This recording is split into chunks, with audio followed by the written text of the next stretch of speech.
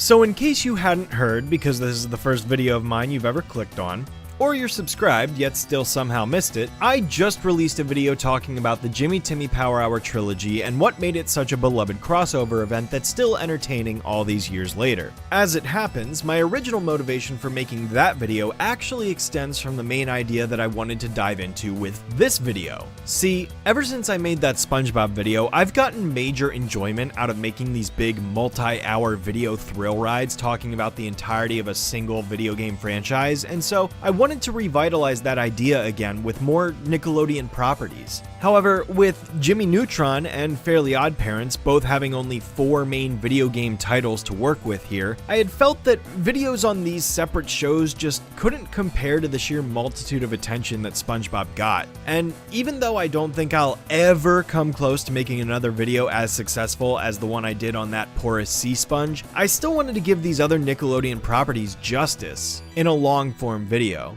This is what I'd like to call the Jimmy Timmy Power Pack, a special compilation of reviews for every single video game released for Jimmy Neutron and Fairly Oddparents back when they were both alive during the early to mid-2000s. Now, please bear in mind that there was never a dedicated Jimmy Timmy Power Hour video game or anything like that, so please do not get expectations up or accuse me of false advertising when I say that this video is not about a Jimmy Timmy video game. I'm specifically reviewing every Jimmy Neutron video game and every Fairly Oddparents video game ever released in the same video, alternating back and forth between the two properties. Unless, of course, you wanted to count special crossover event games such as Nicktoons Unite, but I do want to preface this also by saying that no, I will not be covering that sub-series in this video, as I'm saving that and its sequels for another Nickelodeon video games video in the future. Same goes for any other Nicktoons game like a kart racer or a fighting game. This is strictly covering the games that were specifically focused on one of these two Nicktoons and no other outside or shared influence. However, if you are interested in seeing me cover Nicktoons Unite in the future, consider subscribing to the channel so you get notified of my future videos when I hopefully do get around to covering those games. Believe me, I'm eager to get to them. I am. It's just not today. The only other side note I want to make is that while I normally review these game franchises in chronological release order, this would actually make the video unbalanced, as Jimmy would get more focus at the beginning than Timmy would, so as a result I am still going to keep things chronological relative to their own series, but I am instead going to alternate back and forth between the two shows in order to keep things a little more balanced. But enough talk, let's not waste any more time and just dive right into this. This is the Jimmy Timmy Power Pack Special, featuring every Jimmy Neutron and Fairly Oddparents video game reviewed. Let's roll.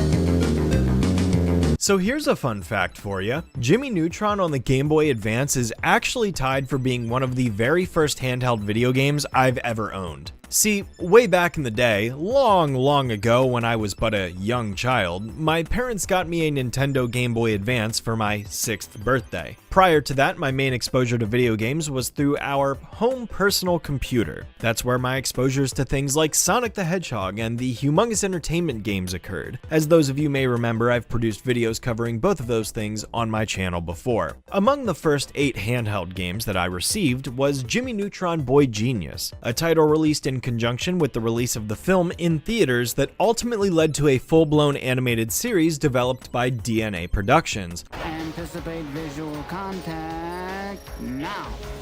Holy! Hi! Nice antiques! Got a blast!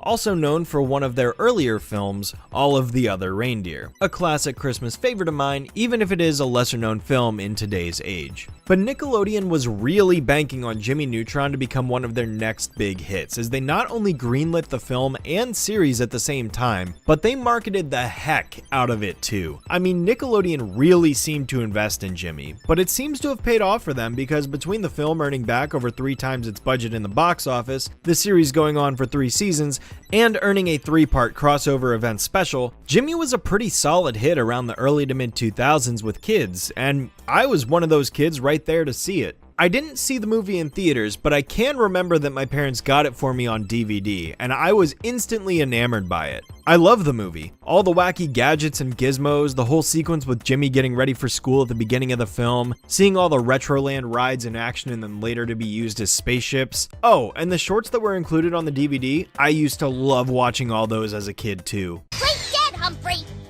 Ah! Play dead, Goddard! And yeah, seeing as Jimmy Neutron had just started airing right before my 6th birthday, I was already pretty familiar with the character, so to get a video game based on him too was just the icing on top of the cake. Unfortunately, given that I was 6 years old and had no prior concept or experience with handheld Nintendo games, I never made it very far. Admittedly, playing the game now, I have way more insight on it than I did as a child, and it's honestly pretty cool that I'm finally getting to see the full thing from start to finish for the first time in my life, despite having first picked it up over 20 years ago. Now, Jimmy Neutron Boy Genius actually ended up getting 3 versions of the game made for the movie tie-in, and I am talking about all 3, but I'm starting with the Game Boy Advanced version as opposed to the usual console version that I tend to prioritize, primarily because the GBA and PC versions were released an entire year before the home console version was, and a month before the movie too. THQ had the honor of taking up the helm for the handheld version of the game, and unlike its other 2 counterparts, this version is a side-scrolling platformer that contains a mix of puzzle and collectathon-esque elements, but for the most part it's a relatively simple game that follows the story of the movie to an extent. There are some notable differences here, such as the game effectively skipping straight past the point where the Yokians have already abducted all of Retroville's parents, so we're jumping in with Jimmy building his rocket to go get the parents back right at the beginning of the game. There's also the fact that Jimmy is venturing out on this journey alone now, as opposed to bringing all of the other kids along with him to save the parents together. But given that the game needed excuses for Jimmy and Goddard to be the only playable characters here, I guess it makes sense that they all would have been cut, but that's basically it for the story. So if you want to know more, I just recommend going to watch the movie. But enough about that, let's get into the gameplay. So, the gameplay loop of this one boils down to pretty simple mechanics. In the game, you've got 2 playable characters in the form of Jimmy and Goddard. Both play exceptionally similar to one another, but with some minor differences between the 2. Namely that Goddard has a smaller hitbox that's lower to the ground, he doesn't take fall damage, whereas Jimmy does, he has a mechanical arm that can destroy Yokians, which is also something that Jimmy cannot do, and dang, why don't we just play the whole game as Goddard? He's clearly superior to Jimmy in every way. I mean, Jimmy doesn't even have a unique ability separate from Goddard. Yeah, I guess he has the shrink ray which stuns enemies rather than killing them, but Goddard can stun enemies with his B button attack too, so it really is no different. Both characters can jump with A and use the L button to use their respective jetpacks. Really, when it comes down to it, the entire gameplay consists of you jumping and shooting, and then once you get the jetpack, you spam it for the rest of the level until you collect everything. You can even do what I like to refer to as the Silver the Hedgehog method, and rapidly spam the L button to continue hovering while consuming less fuel over a greater distance, allowing you to get farther and save yourself from falling on the same amount of gas in the tank. And speaking of collectibles, that's the main objective of the game. See, Jimmy Neutron is broken into 5 main hub maps where you go around to these different access points on the map in order to start a level. Once you enter, you cannot beat the level until you earn all of the objectives in the top left of your screen. The first area is all about collecting the rocket parts necessary to lift off of the planet and fly into outer space, with each level containing a unique material necessary to construct the rocket. After this, however, it becomes a little less interesting as every level in all of the other world maps contain the same collectible, whether it be plutonium or the Yokian keys.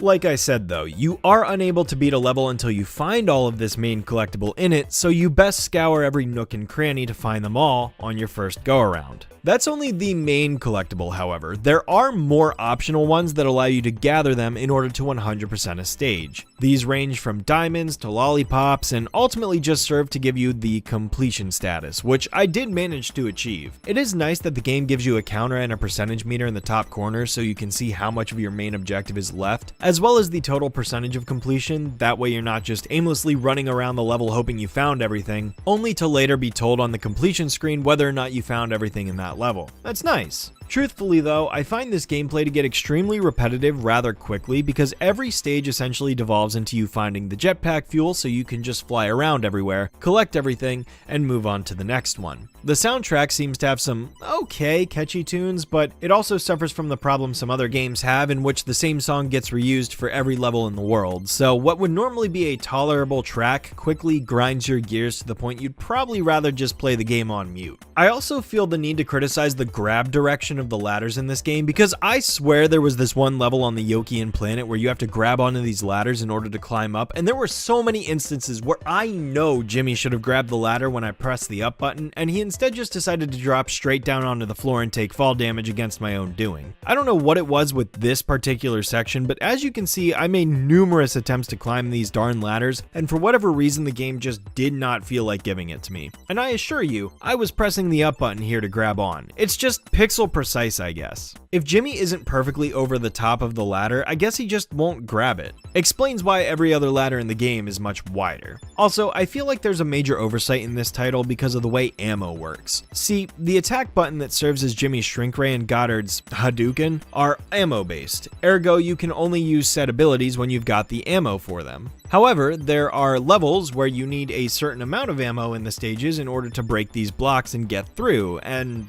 well, ammo doesn't grow on trees, so you basically get what the level gives you, and then you're out of luck from that point on. Personally, I can't really agree with this design philosophy. Either make the ammo respawn or get rid of it altogether here, because soft locking a player in a game is never an outcome you want anybody to experience. Honestly, kind of baffles me that this was a decision that was made. And graphically, well, you can see it for yourself. These sprites seem to have taken the Donkey Kong Country approach of compressing 3D models into 2D sprites for all the characters, but boy are they ugly. I mean, Jimmy just looks like he's an empty, soulless vessel that's staring directly into your eyes like some eldritch abomination bent on possessing you for the rest of your life, and Goddard looks okay, but man, everything else is just bum ugly. The background sprites are good though. I don't mind the level environments, even if after Retroville we just go to a bunch of reinterpreted locations that look different from the movie, and the world maps are fine too, even if they are a bit barren and empty. I mean, I think this is a cool idea, a bit bold even,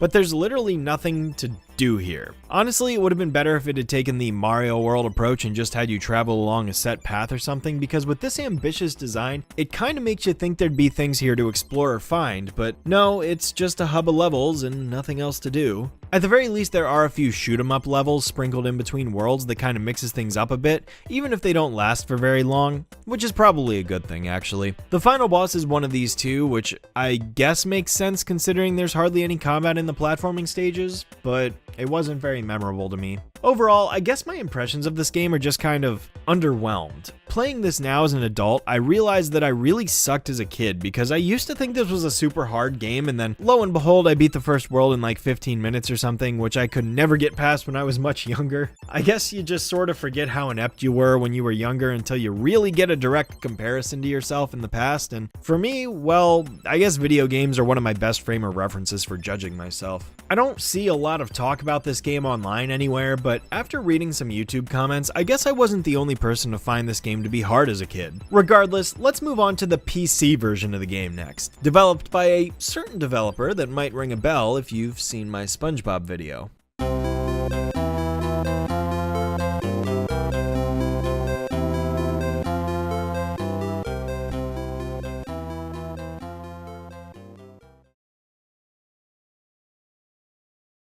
Gotta work this time. I can feel it.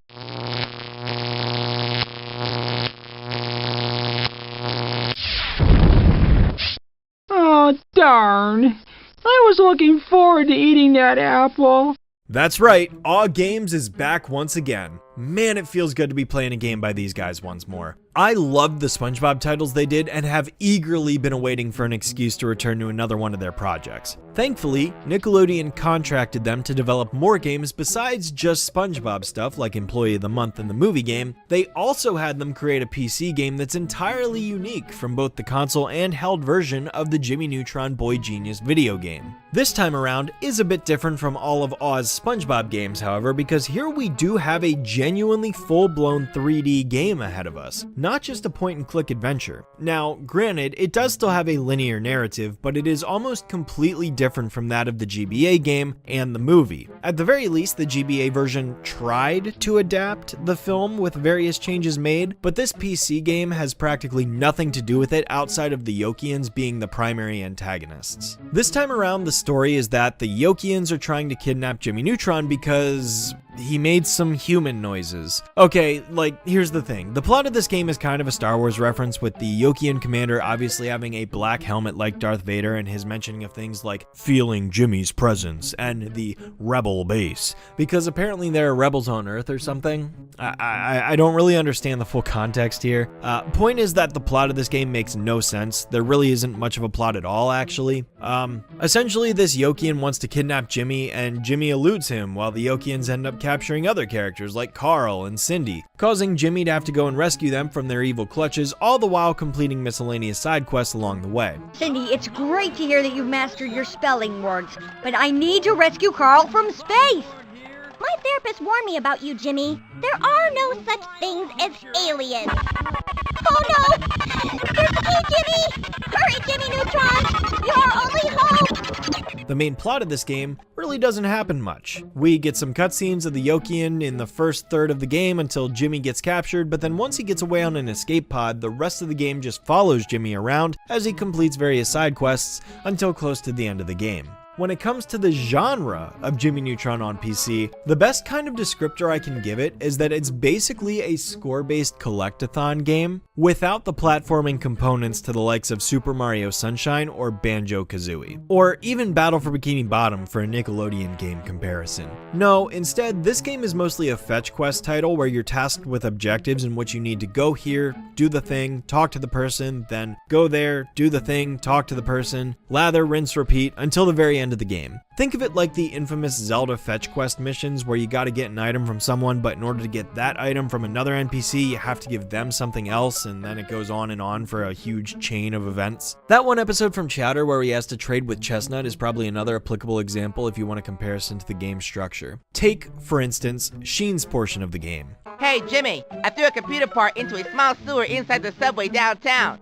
Gee, I bet you could have used that, huh? Sheen's main mission essentially consists of: go see Sheen at home, go to the sewer with Goddard to get a machine part, go talk to Sheen, learn that Sheen isn't there from Libby, so now go to the school to talk to Sheen, go to Retroland to get a ticket, get Ultralord's autograph, go back to the school to talk to Sheen, only to learn he's not there now, so go back to the neighborhood, once again learn from Libby that he's not there either and go downtown, finally get the other part from him, and then get Carl's inhaler, which sends you back to Retroland. And this is only Sheen's portion of the game. You get the idea. Structurally, it's tedious, but I think most of the missions in between do kind of make up for some of that. What this game lacks in streamlined progression, it makes up for in its various objectives you need to complete when you aren't just going somewhere to do something. There are missions where you need to race Nick around a track for 3 laps, stealth sections where you need to avoid the Yokians, some missions where you control Goddard remotely and have to send him through a crawl space to retrieve something, or platform across toxic waste and deactivate electrical wires. Yes, there is a little bit of platforming in this game, but it's not the main focus. All of these objectives here are based on various gadgets that Jimmy has in his arsenal. His basic moveset consists of being able to jump and fly with his jetpack if you hold the jump button down, or shrink enemies with a shrink ray using the attack button. However, he's got 7 other abilities, which include his scooter, which transforms Goddard into a scooter that allows him to speed around the levels more easily, and this is what's used in the races against Nick, so you'll probably end up using this the most to get around the map very easily when you're backtracking all the time. He's got his trusty baseball, which he can throw as a projectile that is mostly used to pop these balloons or press these switches at the power plant to turn off the industrial fans that prevent you from getting to them. There's the remote I mentioned where you can tap into Goddard and control him as he flies around to get through areas you couldn't normally get to as Jimmy, the invisibility power, which is only useful in the Yokian stealth sections to avoid taking damage from them, the bubble, which is fun and underutilized but basically works how it does in the movie. It's a fast moving ability that prevents him from taking damage from hazards. There's the grappler, which I literally never used once outside of the tutorial lever because it's super unwieldy and I just couldn't get the controls to vibe with this. It really struck me as glitchy with how incapable the functionality of the item seemed to be. And lastly, there's the rocket ship, which Jimmy could use to fly, but it's only really used at the very end of the game. Now, similar to my story with the Game Boy Advance version, I also have a story to share about the PC version, specifically the demo of the game. I cannot for the life of me remember how I acquired this demo disc. I feel like it was in a cereal box, but research claims it was packaged with the DVD release of the movie, which is also possible. Sadly, I don't have my original DVD case anywhere that I know of to check this information for sure, so I can't confirm that this was the case, but I could believe that it is. As for this demo, I've played this thing about 100 times over. It's super simple, just a rocket mission through some caverns and then a very, very short on-foot mission. But I played this thing so many times in a row, it's not even funny. The demo is actually programmed to loop after the final teaser image slideshow plays, and I guess young me just thought I had to get a higher score or do some secret technique in order to unlock more of the game, not realizing it was a demo. But I figured it out eventually. Well, this video was my excuse to play this game for the very first time, and it really opened my eyes up to this because as a child I thought the game primarily took place over two distinct gameplay styles, the rocket and the on-foot missions, a la Star Fox Assault. But no, in reality the game is actually 95% on-foot missions, and the rocket really only gets 2 dedicated sections to it at the very, very end of the game. Yeah, turns out the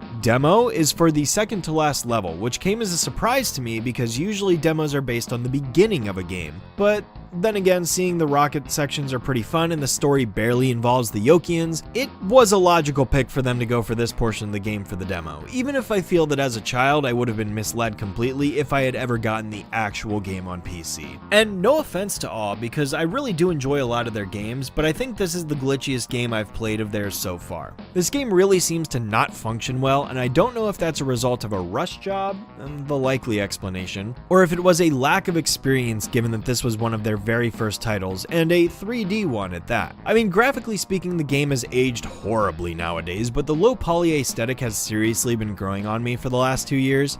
Basically ever since I started working on my Sonic review series, which I've also done on my channel. Visually, it doesn't look great unless you like this sort of thing, but I straight up had so many different glitches occur here. The grappling hook was a complete broken mess that didn't work and would cause the camera to flip out a bunch, including this weird distorted duplication effect that messed with my head. Then there's this one part where I took damage as Jimmy and I was left permanently tinted red for some reason, so that didn't make sense. And as if that weren't enough, I even had the game crash on me twice. I just don't think this game is super well put together, truthfully. It feels as though it's held together by toothpicks and bubblegum, but that doesn't mean I didn't have fun with it. Au contraire, I actually thought a lot of the environments were fun to explore. There's just something about these low poly worlds that get me eager to engage with them. I don't know if it's my inner Spyro fan here, but I love this sort of thing. I enjoy running around the downtown area with the construction site platforming, or going down into the subway area, and the Retroland area was pretty great too, especially with the Mummy roller coaster, which kid me would have absolutely loved. I'd go to this thing all the time as a kid if I had the game because I'm a total sucker for roller coasters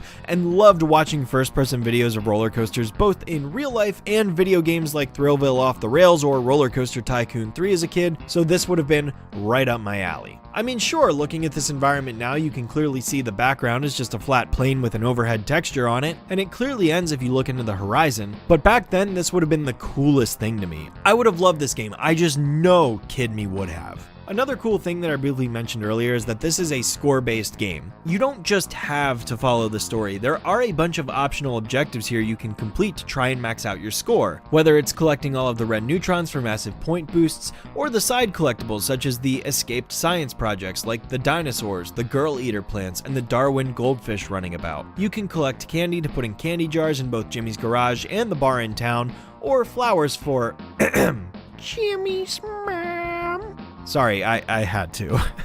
All of these side missions contribute to your score and have no bearing on the actual outcome of the game, similar to the GBA version, but it is a nice feature that encourages replayability if you are someone who enjoys going for the highest score. I've never been this kind of gamer as a score has never mattered to me, but to those that are, this is a good incentive, I would say. That essentially summarizes the PC version of the game, so can the console version of Jimmy Neutron Boy Genius come out swinging and knock these two other games out of the park? Well, let's find out.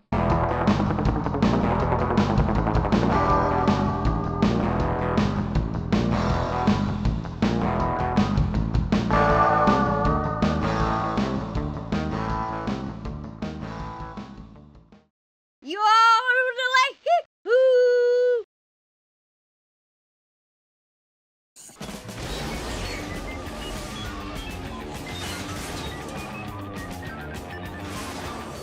So allow me to preface this by saying yes. As I said in the introduction of the video, I am technically breaking my chronology rule by talking about this game before the next title. But in all fairness, it didn't make much sense for me to switch over to a whole other video game and then come back to a third version of the first game based on the same source material as the other two. So instead, I'm talking about the console version of Jimmy Neutron Boy Genius here and now. This game, for those familiar with Revenge of the Flying Dutchman, was developed by the exact same team behind that game, Big Sky Interactive, an unfortunate disaster of a studio that did not end well for almost anybody involved. As one may recall from my Spongebob video, Dutchman was an incomplete game that was rushed to store shelves and ultimately spelled the shutdown of Big Sky after only producing its 2 video games due to being blacklisted by THQ. The whole thing was an utter mess, and the quality of the games produced are a clear reflection of that. I've never played Jimmy Neutron for consoles before now, so unlike the last 2 versions of the game, the playthrough I did for this video is a complete first for me. And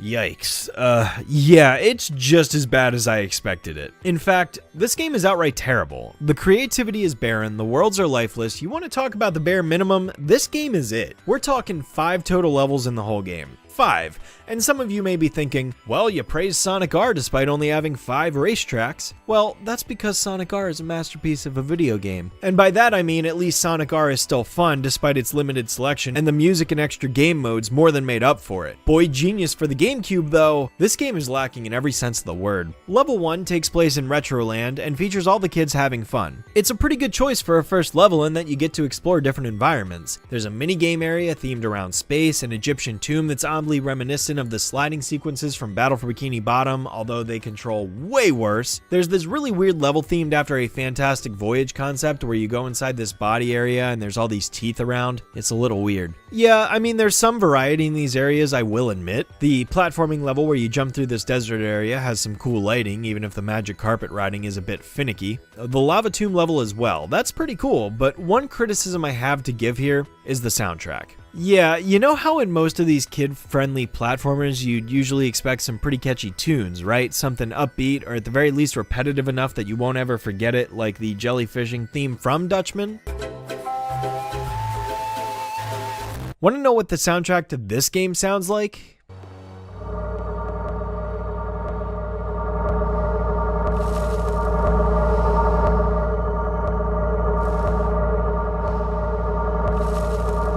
This sounds like it's straight out of a horror movie, and the lifeless stare of Jimmy's model sure isn't helping the game's case. Nah, I mean, there are other parts of the game where music plays, so it's not like the whole time it's barren, but there are several rooms and sequences where it certainly sounds like there's nothing going on except for the occasional sound effects, and it's pretty jarring. I mean, hey, I've heard of some people who prefer to play games without music, so I guess this would be right up their alley, but I'd rather the music be used to fill in the otherwise empty space while I'm immersing myself into a game. Level 2, Jimmy's Lab.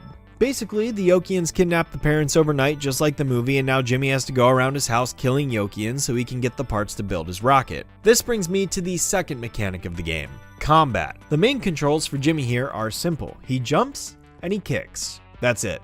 Essentially, that means combat with every enemy in the game ultimately amounts to this. Which is very, very mindless, because outside of one enemy type at the very end with an outrageously long spear, none of the enemies in this game can ever touch you if you just run up and spam the kick button. Jimmy does have other gadgets at his disposal, however, including a baseball bat, his shrink ray, and this enlarge gun that takes all the inspiration from those various shorts I referenced earlier and basically exists just to speed up combat a smidge. These are timed power-ups though. They don't last very long, but I will say the baseball bat is probably the most common and the most useful because it kills enemies in one swing, whereas the other items you have to stand and hold the button down for almost the same amount of time as kicking them 3 times over, so those aren't really much of an improvement. I will say I don't mind level 2, but it's small, contained, and brief, as you basically only run around Jimmy's lab, house, and backyard. It's a shorter one for sure. Unlike level 3, which takes place on the asteroid the kids land on in the film to take a breather, whereas in this game the aliens are actually present and scare all the kids away, so a creative creative liberty taken to make the movie and game a little bit different, but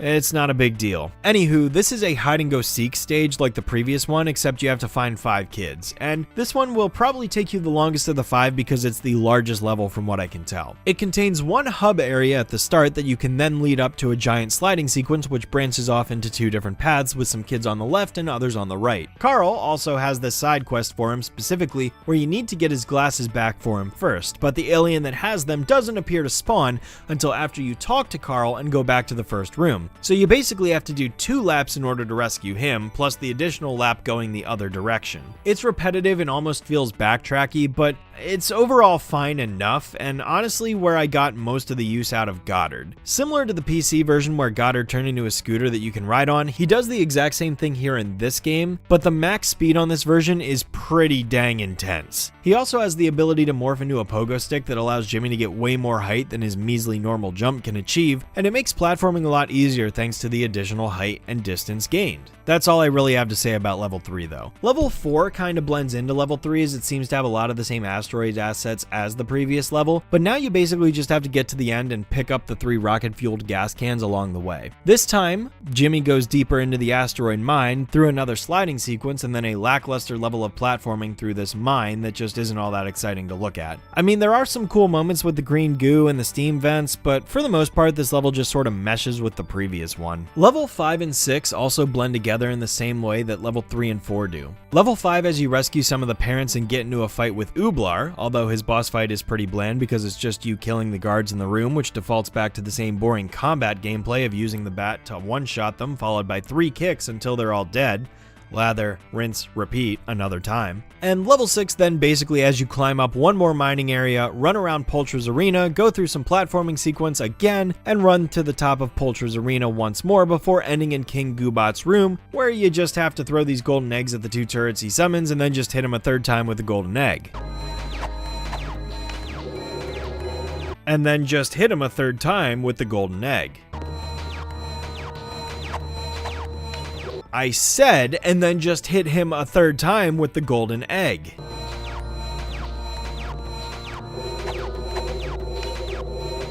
Okay, why is this so difficult to line up?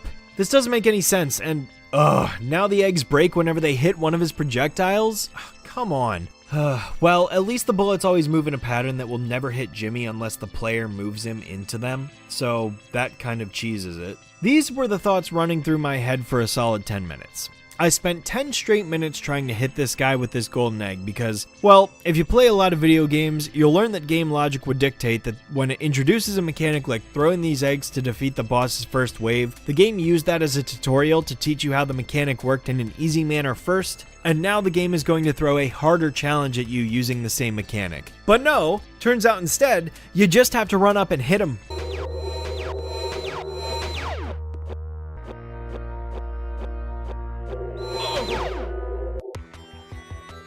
And isn't that fitting? You beat the game using the same insipid combat loop you've used the entire time in order to stun lock him until you drain his health bar and beat the game.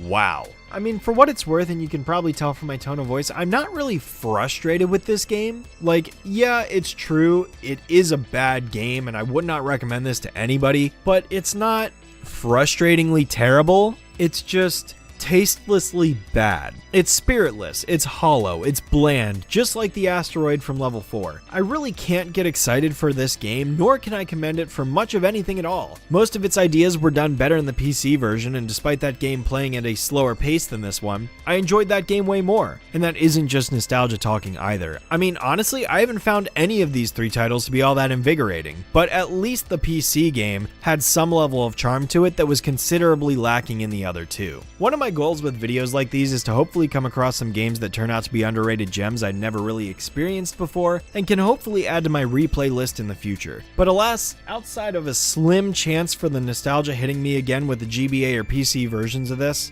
somewhere deep into the future, I don't ever see myself returning to these 3 games ever again. It was interesting to see, I'm glad I got to revisit some childhood memories here, but I'm more eager to get into the other games we're talking about in this video, so let's go ahead and move on past this one. Not the best note to kick things off with, but maybe it'll improve on the Fairly Oddparents side.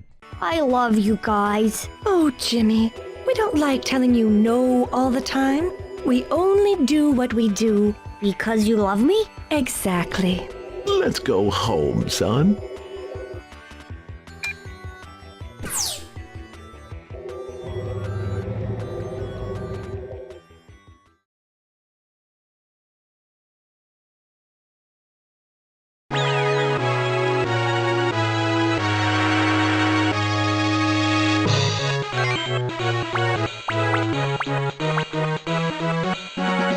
Here's a fun fact for you. A while back when I was making individual videos on cartoon-based video games before switching over to this compilation format, I was actually going to make a Fairly OddParents themed video where I talked about all of the Fairly OddParents video games all in one as its own thing. That idea basically stemmed from what I was doing with the humongous entertainment games I was covering at that time, but then I ended up adopting that idea into Spongebob instead, and well, this one just kinda got away from me until I had the idea to do it again alongside Jimmy Neutron, thanks to some of those streams I ended up doing that I mentioned earlier. All of that background lore to essentially say that I've played Enter the Cleft before, but it was several years ago with the intent of making this scrapped Fairly OddParents video I just described. So, I do have previous experience with the game, but it's more recent and doesn't have that hint of nostalgia that some of those Jimmy Neutron games did. That being said, Enter the Cleft was a Game Boy Advance exclusive released in 2002 and developed by Ultron, who has been responsible for several other video games I've talked about before, including the Danny Phantom games and some Spongebob titles as well. It's primarily a platforming game in which Timmy wishes to become a superhero persona, Cleft the Boy Chin Wonder, so that he can go into his comic book and save the Crimson Chin, who's been captured by the Bronze Kneecap and then whisked away into the future, while all other villains keep Timmy occupied in the past and present. And from there, the story unfolds. It's neat because this isn't based on any specific episode or special from the show. It's its own complete and original story, making this a fresh experience. I always look forward to this sort of thing too, you know? Like, part of the fun with games like this is experiencing a piece of the show that I watched all the time 20 years ago, and effectively experiencing brand new media for it that I never seen before, simply because I never got to play the game back in the day. Again, another reason I love to make these videos.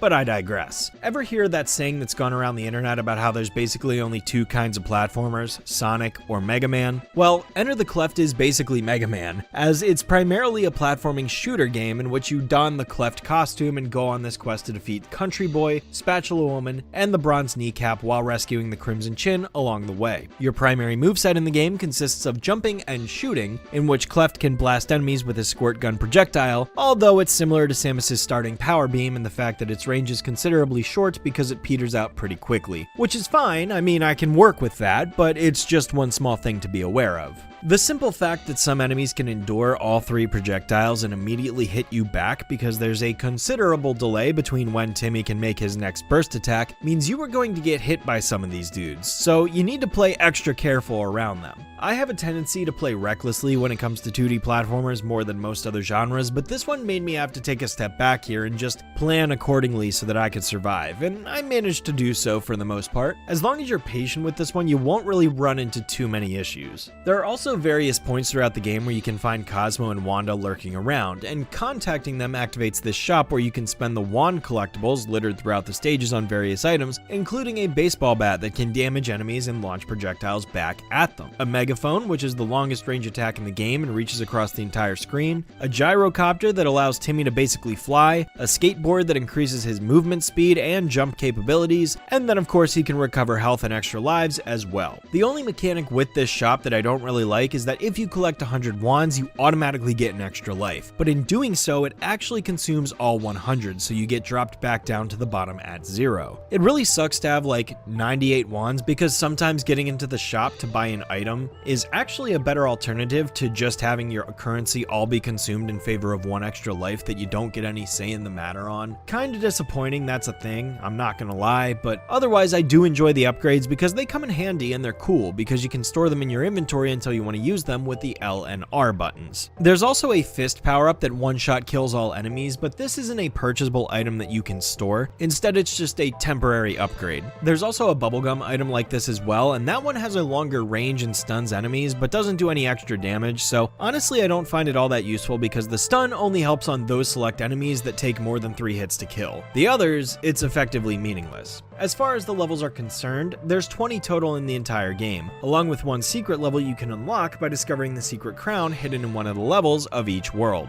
World 1 and 5 are pretty linear in that you're going through Timmy's comic book to rescue the Crimson Chin, but 2, 3, and 4 are cool because the game actually lets you play the first 3 levels in any order you want. If you don't want to play level 4-1 first, you don't have to. Go play 4-3 first instead. This doesn't have a remarkable impact on the game at all, but it's still neat that it's a thing at all. The illusion of choice can really make a difference sometimes. The level variety here is also pretty fun, and graphically the game is great to look at. All of the character and enemy-based sprites are pretty accurate to the show's designs, and I love the level variety here. The comic book levels have these panel overlays to them that make it look like Timmy is running from page to page and panel to panel like a real comic, but the other levels are fun too. World 2 takes place in the past, and so while Timmy hunts down Country Boy, you go through a canyon and a jungle, which are both fun environments to explore. And then with Spatula Woman, you get the opportunity to run around Dimsdale and see sights like Timmy's school, which has a fun level where you chase down Crocker because he's stolen the MacGuffin of that stage. And speaking of MacGuffins, they're basically this game's explanation for why Cosmo and Wanda can't just use their magic to undo everything. These medallions are inhibiting that magic and must be destroyed. The Bronze Kneecap also has his world take place in the future, and it's cool because level 4-1 is this side-scrolling shooter game, which is pretty fun and is full of references to the episode Power Mad, which happens to be my favorite episode of the entire series. So that was cool to see the bunny enemies and the lobsters show up. Just let me clarify this. You married your car. Yep.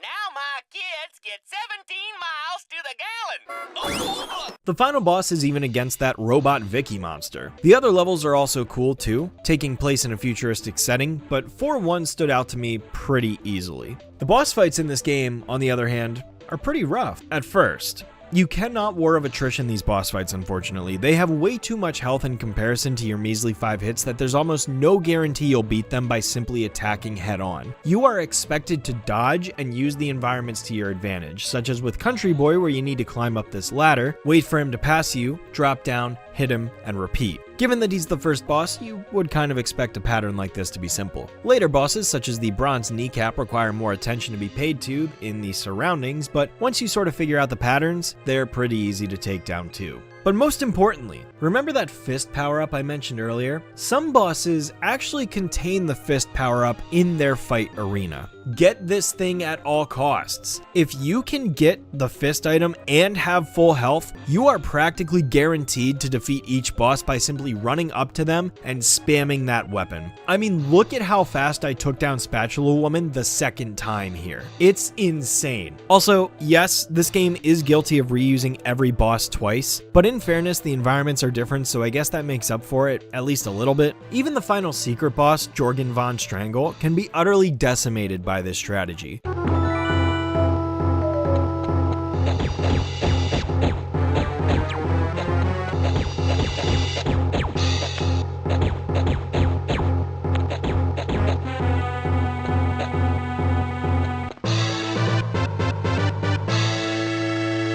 Like I mentioned, if you get all of the crowns in the first 5 worlds of the game, you actually unlock a secret level that takes place with Cosmo and Wanda getting arrested by Jorgen and Cleft going there to try and save them by running through Fairy World. It's a little strange given that the enemies you fight are Cupid and the Easter Bunny, but that aside, you know it's a pretty fun reward for going the extra mile, so I appreciate the secret ending. The boss fight against Jorgen is tough if you don't realize that the fist power-up is there, but once you discover it, you can make very quick work of him.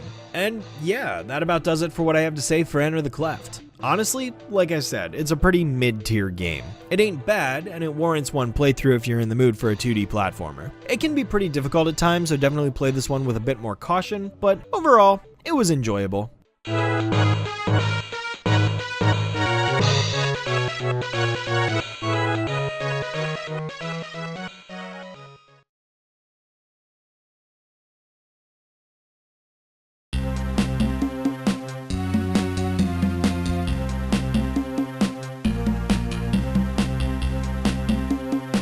Alrighty, jumping back into Jimmy's side of things, we have our next Game Boy Advance title in the form of Jimmy Neutron vs. Jimmy Negatron, an admittedly very ambitious game for the 32-bit handheld system that unfortunately falls completely flat on its face into the pavement and 6 feet under beyond that. I think this may very well be one of the worst video games I've ever played. Is it the worst?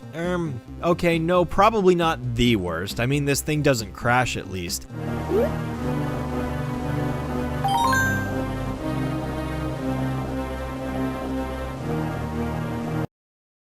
But there isn't an ounce of fun to be had here with this one, which is weird to say because this game was developed by Humansoft, the same team behind the development of the first game, which I, thought was fine. Let's talk about the innovative risk this game took first before I really tear into it though. I'd really like to acknowledge the game for trying to be bold here. This is a complete playstyle change from the first game. We're no longer playing a game focused around 2D platforming. We've got a fully 3D title in our midst here, and while 3D games were certainly still fresh and new at the time of the GBA's release, I don't think there's a single game that attempted making a 3D experience on the GBA that has aged particularly well at all. Sprite-based 3D games were bold at attempting this, but honestly the sprite work almost always came out looking like pixelated vomit, and I just can't ignore that fact. I appreciate that it tried to do something that only a handful of other GBA games off the top of my head attempted, but flat out, this game is ugly, and it's only worsened by the fact that this game has an uncanny issue with non-stop screen shaking. There were other games that I had on the GBA that were 3D, such as Starsky and Hutch, which was a fun game to just kind of drive around in for 10 minutes, as well as Spyro's Season of Flame, which wasn't technically 3D since it was isometric, but at least had a 3D look to it.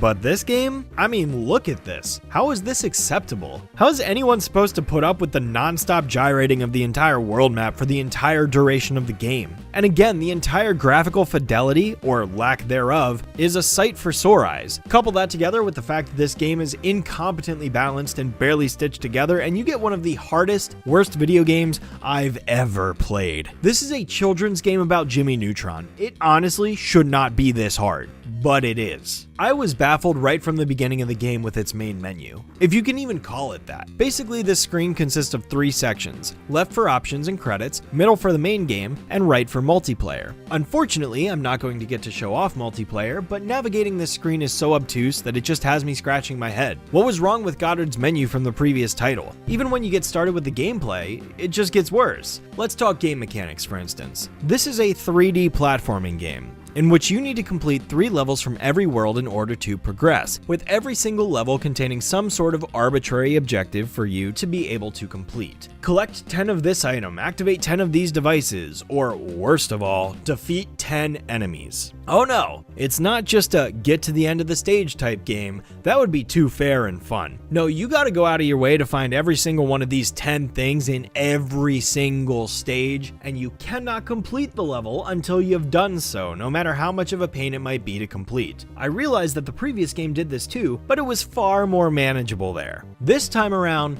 not so much. Fail to complete the objective before getting to the end, and you have to turn yourself around and go back into the level to find what you missed. You can exit the stage at any time, sure, but you'll lose all your progress you made so far and have to complete all 10 objectives all over again from the very beginning. Not exactly ideal. Let's talk about resources too. In this game, like the previous one, you have a health bar and an ammo meter, as well as a new function in the form of semi-invincibility shield. It's semi-invincible because it only protects you from projectiles, not melee attacks or environmental hazards, which is honestly kinda stupid, but it's such a minor issue compared to the real problems with this game. My number 1 complaint for the entire experience, however, is what happens when you get hit in this game.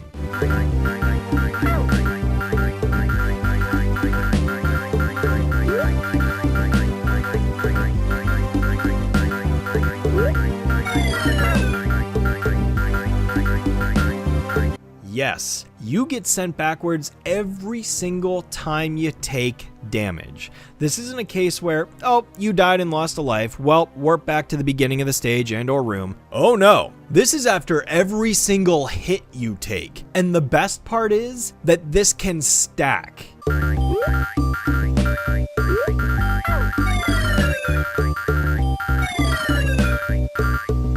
This never should have been allowed to be released. You want to talk about horrendous game design? How about spawning the player in a position where they automatically get hit and get pushed back even further into the level multiple times, disorienting them, causing them to lose their place entirely, and just get frustrated. It's irritating to completely lose your spot and general sense of direction, especially in a more open level like the dinosaur one where you have to hunt down 10 T-Rexes in this giant open area. It's flabbergasting. And another complaint. This game desperately needed a map for the hub world and levels. It is so difficult to figure out where everything is in this game when the draw distance is terrible and you barely have any sense of direction as to where anything is. Even a simple compass would have been better than nothing. Sure, the game gives you a radar to the closest objective, but that doesn't necessarily mean I get to the objective by going directly where the arrow is pointing to when there are levels with barely any visible platforms at all. And that's another thing. The level design here is absolutely lazy. The majority of these levels are nothing but flat, floating terrain with giant gaps everywhere. It's like the entire game takes place in the sky or something. Yeah, sometimes they fill the gaps with a river, but it's just still so lazy in terms of design. I made it about 2 levels into this game before I realized just how terrible this piece of garbage actually was, so I decided to turn on some Game Shark codes because there's no way I was going to waste my life on fully completing this. I'll give most games a reasonable shot. Heck, I usually want to see games through to the very end and can put up with a lot of stuff, but sometimes when you get a game as bad as this, you just realize that with the limited amount of time we all have here on this earth, I'd rather spend it doing something else instead of not having fun. Say get good if you want, but I'm of the belief that my time is precious and I shouldn't waste it on something like this. So yeah, there may be some people out there that get upset about that, maybe saying, oh, it's not fair to me to criticize the game because I didn't beat it or whatever, but all I have to say is, if the game is bad, the game is bad, and I don't need to finish it to realize that. Anyways, thanks for listening to me ramble. I ultimately didn't finish this game because it was borderline unplayable, and I wouldn't recommend it to anybody. So all I can say now is, I really hope the PC version is better.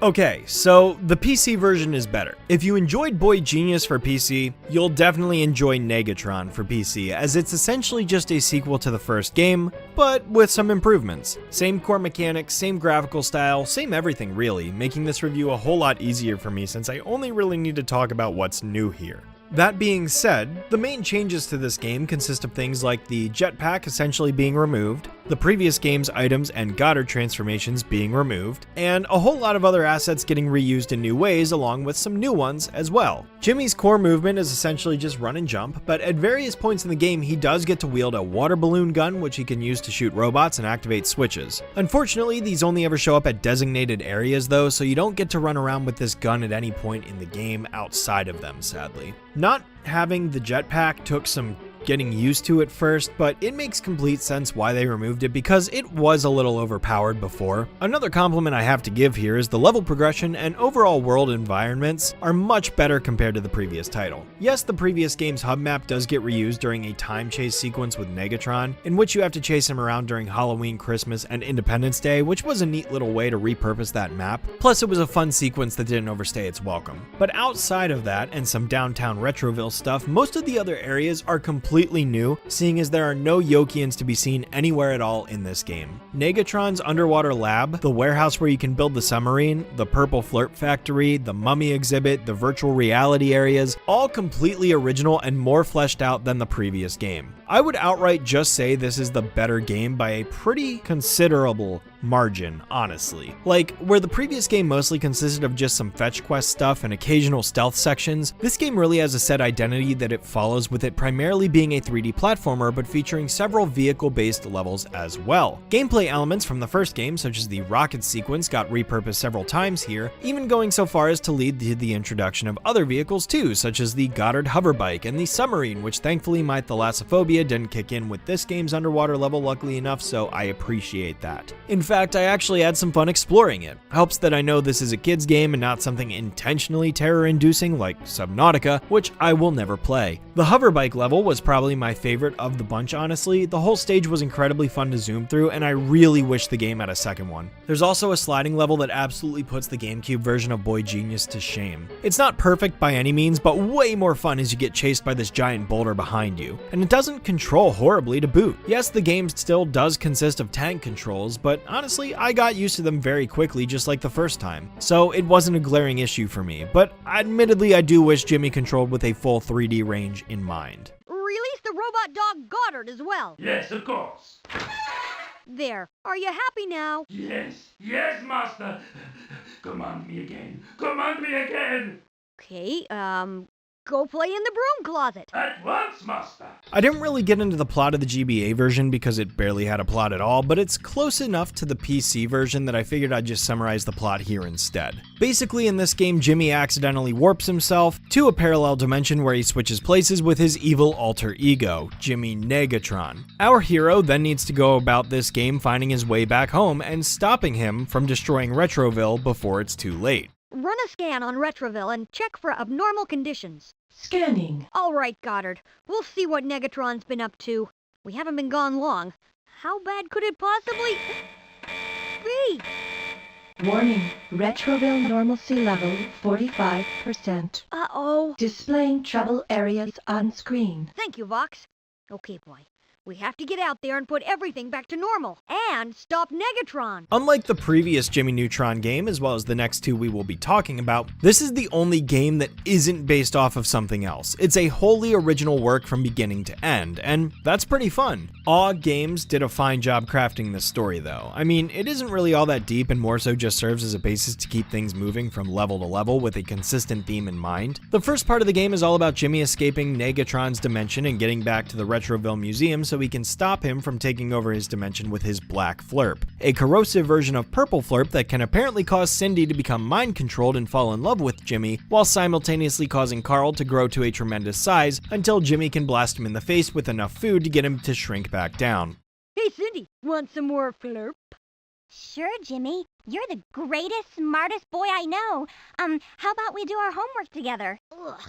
I think I'm gonna hurl. Yeah, the variety of concepts we get to see in this game are immense. There's another part of the game after Jimmy gets back to the museum where he has to rescue Miss Fowl and his parents from the top of an Egyptian pyramid, as well as rescue Libby from some virtual reality area within Vox's mainframe, which Jimmy also resets as part of that mission. After he rescues everybody, he hunts down Negatron and stops him at the Purple Flurp factory, but then out of nowhere, the evil Jimmy summons robot dinosaurs, which good Jimmy has to defeat in one final showdown in order to save the town. Yeah, it's weird. Granted, there is some foreshadowing to this when Jimmy finds himself back inside his own home where you can see that evil Jimmy was working on crafting these robot dinosaurs, so that was cool. Another okay way to repurpose his house for this game, I suppose. The secret underneath the fireplace was still there too, so that was cool to see. Yeah, honestly, the story does feel a little disjointed in the sense that there's so much variety to the levels, but also bear in mind that Jimmy Neutron was never exactly praised for its super deep stories. I think it's fine and provides for a varied experience in the game, and again, a lot of the new gameplay elements it introduces are pretty cool. The health and ammunition meter still functions the same way as before, so that's unchanged, and the game does have a scoring system which can incentivize you to try and score higher with each successive playthrough as you go along. Just something to consider if replay value is at all important to you for a game like this. It's pretty hard for me to find anything I didn't enjoy about this title. Just about every level felt different, so nothing overstayed its welcome, and the only real issue I ran into with my game was that Jimmy's water balloons glitched out on me during the Flurp Factory stage to where all of them were bursting whenever I'd fire immediately, so I could not hit any of the targets no matter what I did.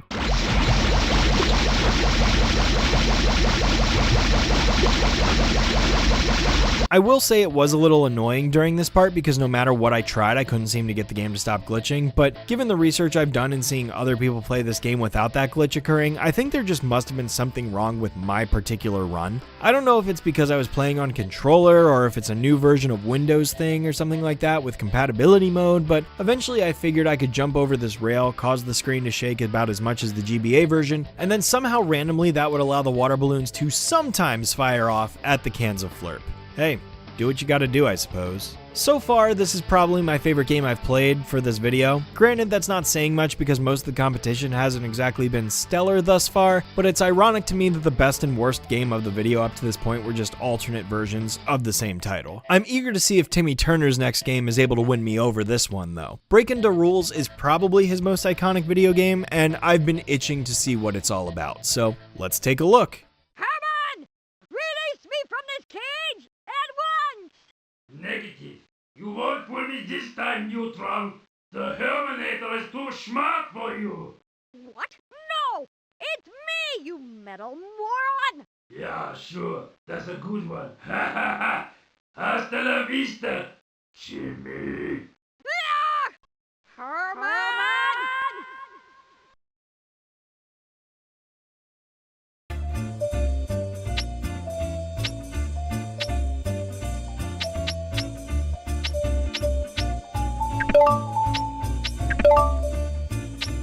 And well, that didn't last long at all, because now Fairly Oddparents Breakin' Rules is my favorite game I played for this video thus far. This game was such a charming good time. I mean, if you ever wanted the Fairly Oddparents experience in a video game, this right here is practically it. I don't know what more you could ask for. Well, technically a lot of things. I mean, if wishing is in the picture here, I guess the possibilities are pretty wide. But yes, honestly, Breakin' Rules is pretty much what Battle for Bikini Bottom is to Spongebob here. Not in terms of how it stands as an overall video game, but rather how tenderly faithful it is to the actual show. This game was basically like playing 8 episodes of the Fairly Oddparents all bundled together into one neat little package. It's a fun game. I really did enjoy my time while playing it. Admittedly, I'm not saying that this is as good as Battle for Bikini Bottom. It's not, but that doesn't mean it's a bad game. Sure, the gameplay experience isn't all that complicated, but the game did have some moments where the difficulty seemed to unexpectedly spike on me, so it knew when it wanted to challenge me from time to time. It's well put together, and I didn't run into any bugs as far as I could tell aside from the game freezing on me once. And graphically, I love the cel-shaded techniques that were used here because they really bring the Fairly Oddparents art style into a 3D space. Different from that of the Jimmy Neutron style too, so it's cool we get to see another take here, which I actually prefer to the Power Hour models. But then again, the Jimmyverse has its own 3D art style with texturing, lighting, and coloring that's a little more faded and pastel-like than the more saturated colors of Fairly Oddparents. This is no time for rules.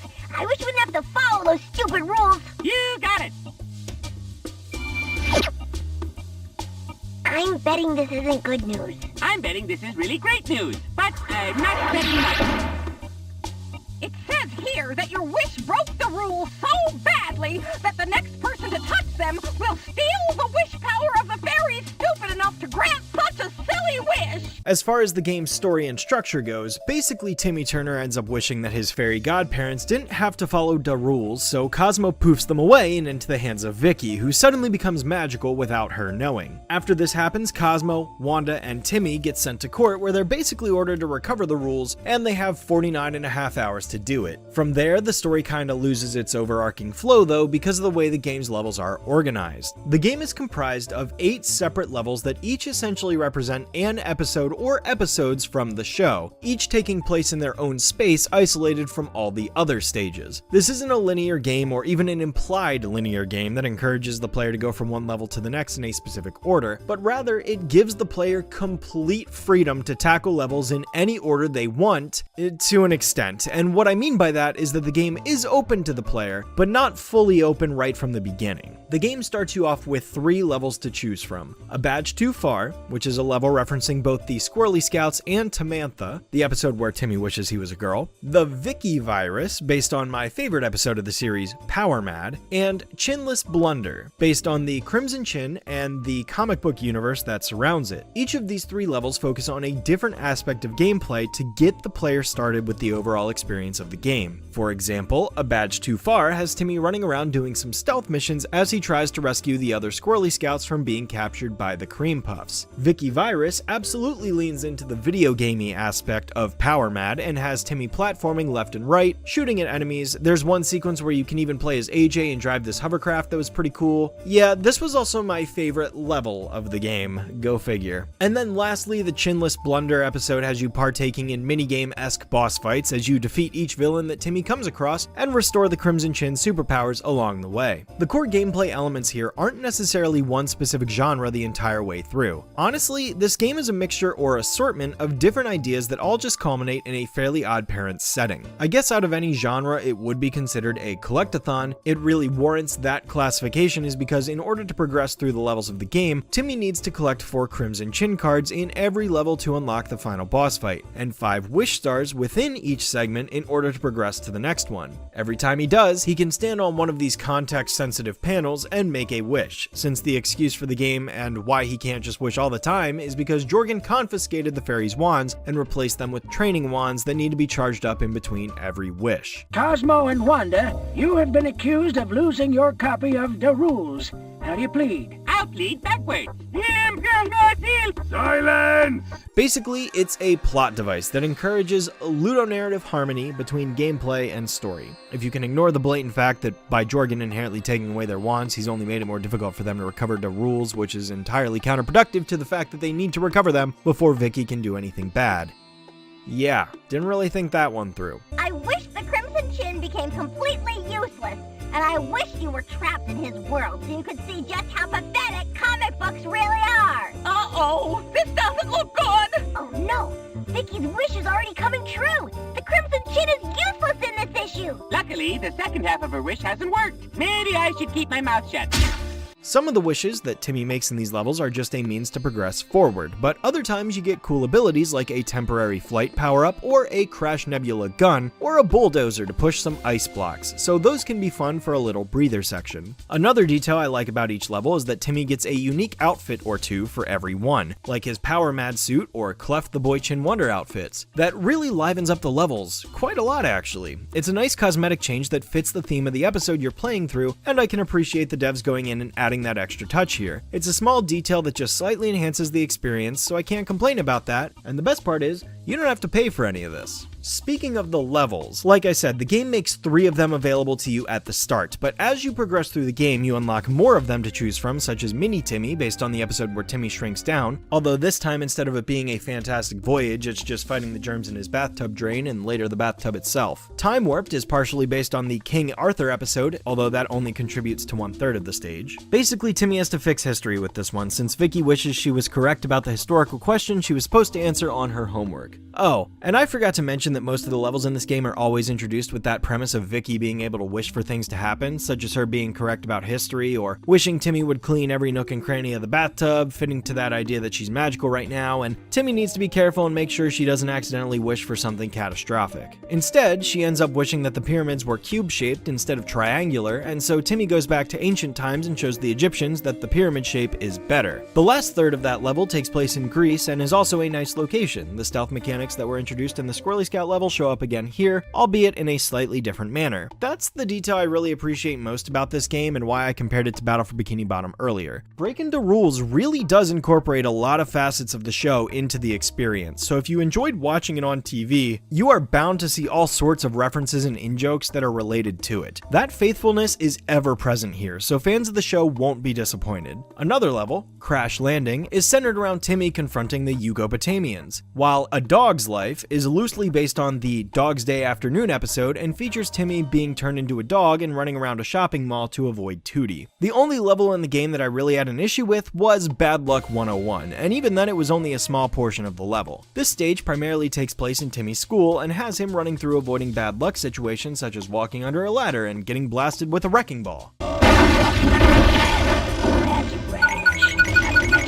Really bad luck. The premise of this episode is that he has to capture the 3 anti-fairies that have escaped and are now causing bad luck for Timmy all around the school. I will say that capturing the anti-fairies was an enjoyable minigame, even if I could see some people struggling with the last one where you have to be able to not only hold down the capture button and focus on not letting the arrow hit the edges of the meter, but also pay attention to the books around you and being able to jump while still capturing it. I did fail this the first time, mostly because I wasn't expecting it, and the recovery for the anti-fairy once you lose it is actually insanely quick. Of course, it doesn't help that you only have a 60-second time limit to capture it before you fail either. But that's not really my issue with the level, nor is it the fact that this is the only stage that Timmy doesn't get a cosmetic change in. Not that that's really a big deal to me. No, it's the Crocker stealth sections that got on my last nerve. Basically, there are 2 parts of the level where Crocker tries to catch Timmy so he can prove fairies are real, and Timmy doesn't want to get caught, so he has to avoid him at all costs. The game incorporates this meter in the top right corner to help alert the player when Crocker is nearby, but in the second sequence it's basically pointless because Crocker shows himself immediately, so there's no time to react.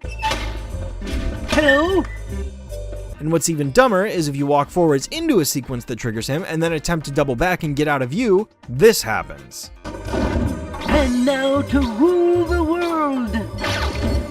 Which, like, I kinda get it, but at the same time, it's preposterous to me that it's worth losing an entire life over it instead of simply taking a hit. The finickiness of having to learn how this sequence works actually led to me getting a game over, which taught me that apparently this game has no checkpoints when it comes to the episodes. So whatever you do, don't lose all your lives, or you'll be starting the entire level all over again. Aside from this, though, the rest of the level is fine, and by extension, the entire game. The final boss, if you can even call it that, wasn't anything to write home about, and like I said, you need to collect all 33 Crimson Chin cards in order to unlock it. These cards weren't very hard to find throughout the stages, and in fact, I only missed one that I had to go back for later, so other than that single card, I had a pretty easy time getting them. Yeah, overall, I'm very satisfied with Breakin' the Rules, or the console version at least. I think I might return to this one someday, many years down the line, just to re-experience it one more time, but yeah, out of any game thus far, this is the one I can recommend the most. Now, let's go ahead and shift gears over to the handheld version. Yeah? Is everything fixed? Can I wish again? Let's find out! Go ahead, punk. Make a wish. I wish I had cake. And I wish I was a cake. All is well with the world. Cosmo and I have our wish powers back. We got the rules back! And I have cake. Nothing could be sweeter.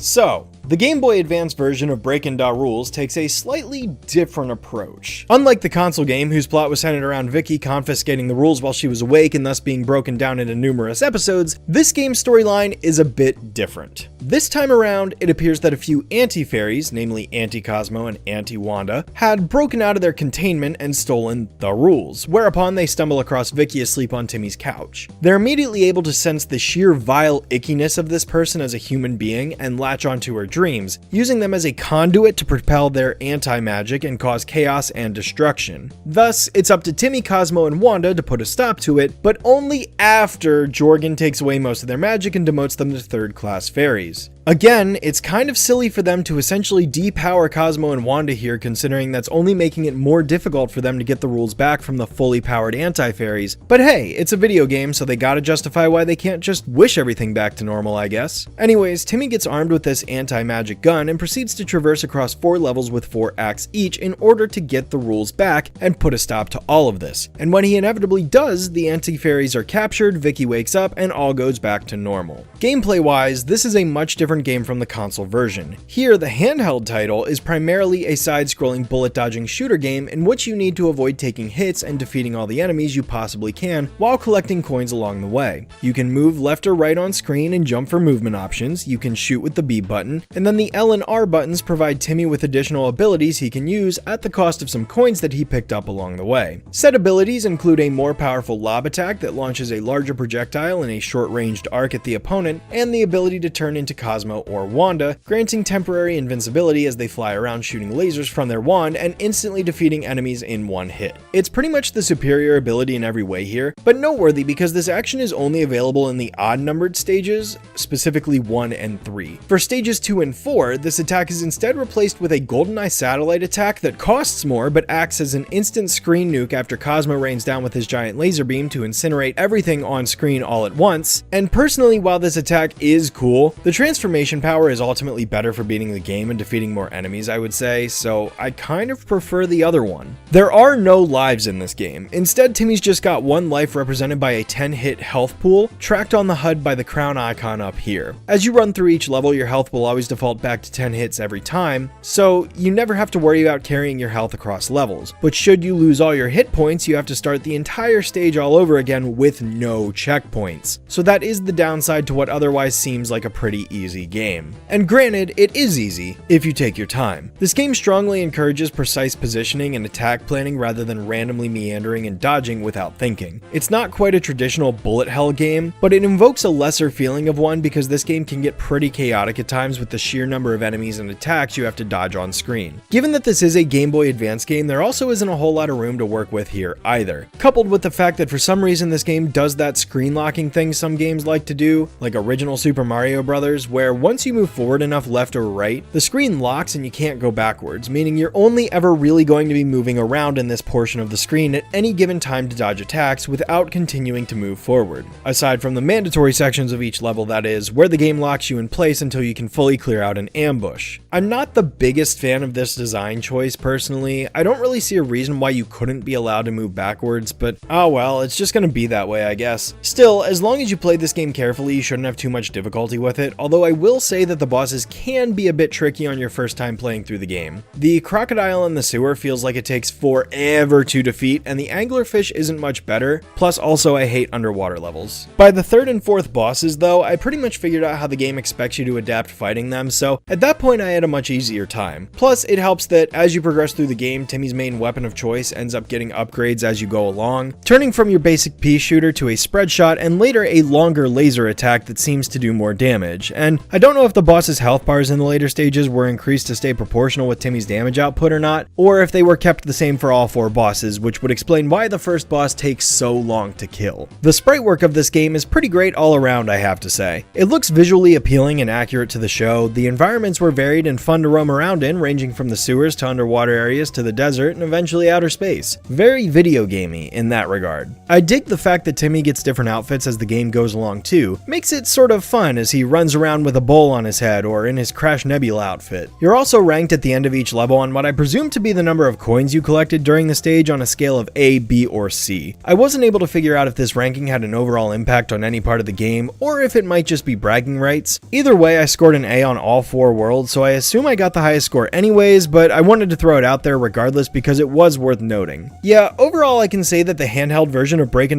is pretty fun from start to finish, and it's just long enough that it doesn't feel tedious. Like I said, it's only 4 worlds with 4 levels each, and it only took a total of 90 minutes to complete the entire game, so it's not a time sink by any means. Still, I've grown really accustomed to liking all of these 3-version releases that Nickelodeon loved to do around the mid-2000s because there's a whole lot here to explore and see. It makes it fun and neat to essentially experience different games that share a title, you know what I mean? It's like they're almost different interpretations. That sort of thing basically ceased thanks to the introduction of the Nintendo Switch effectively killing off the handheld and console separation in the industry, unfortunately, because ever since then games have sort of just been developed with both in mind, so this multi-version practice is a thing of the past. That and the fact that licensed games died when mobile games became a thing too, so that certainly wasn't helping things. It's kind of a shame, but at the same time, I get it. And besides, only licensed games were really doing this sort of thing anyways. You very rarely saw the big names of the industry doing it. The only things that come to mind are like maybe the Game Gear versions of Genesis Sonic games and then Unleashed to Lost World era of Sonic games, but Nintendo, Capcom, Square, Sony, nah, the closest thing we'd likely to get would just be a port of an older game like an SNES title to the GBA. Hardly ever new releases. It did still happen, of course, I'm not saying it never did, but it was super infrequent at most. Anyhow, tangent aside, let's jump over to the PC version now.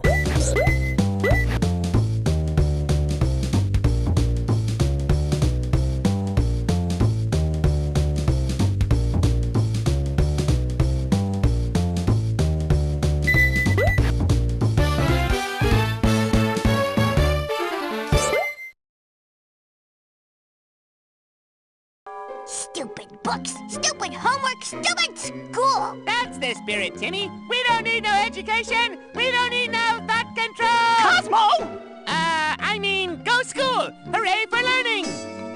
So, okay, there was a PC version of this game too, and similar to the Spongebob video games that were being released around that era, it is a different version from that of the console game. This time, the game was developed by Gorilla, who I've basically never heard of, nor was I able to find much about them online. That said, not the biggest fan of this one personally. You can definitely tell by the animation quality that this game was either animated by an inexperienced team or the budget was very, very cheap in comparison to the console version. Graphically, it looks like a bunch of old Flash games were essentially stitched together, and while I do love me some Flash games, I don't see how this would have been worth buying at the store back in its day. But that said, this time around the story is similar but slightly different. Basically, Wandissimo tricks Timmy into wishing all books would disappear, and that's how the rules get lost in this canon, which as you've probably now realized is different from the other two versions, and it makes you wonder just how much collaboration or instruction, if any, was given when the devs were tasked with creating each of these three games. But hey, whatever, I still like the different interpretations, so it's not a bad thing. Basically, Wandissimo wants to get Cosmo and Wanda sent back to the Academy for 500 years so that Wandissimo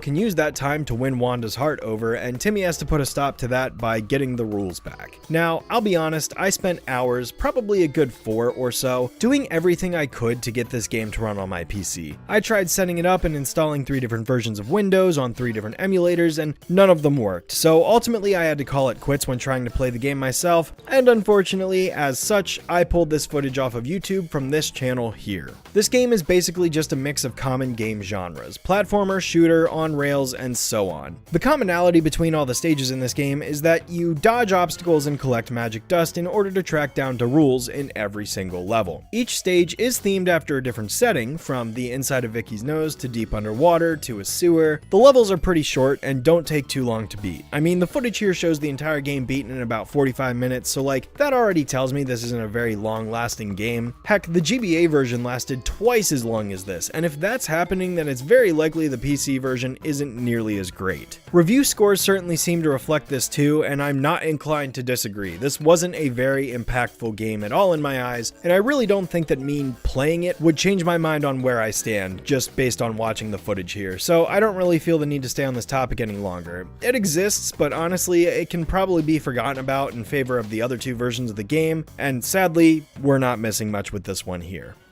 Well, I'm waiting! Gee, Vicky, I wish you had your books back. I really do. Now that was a good idea. Do you think she'll do her own homework from now on and leave Timmy alone? I wish! See, because... Why am I laughing?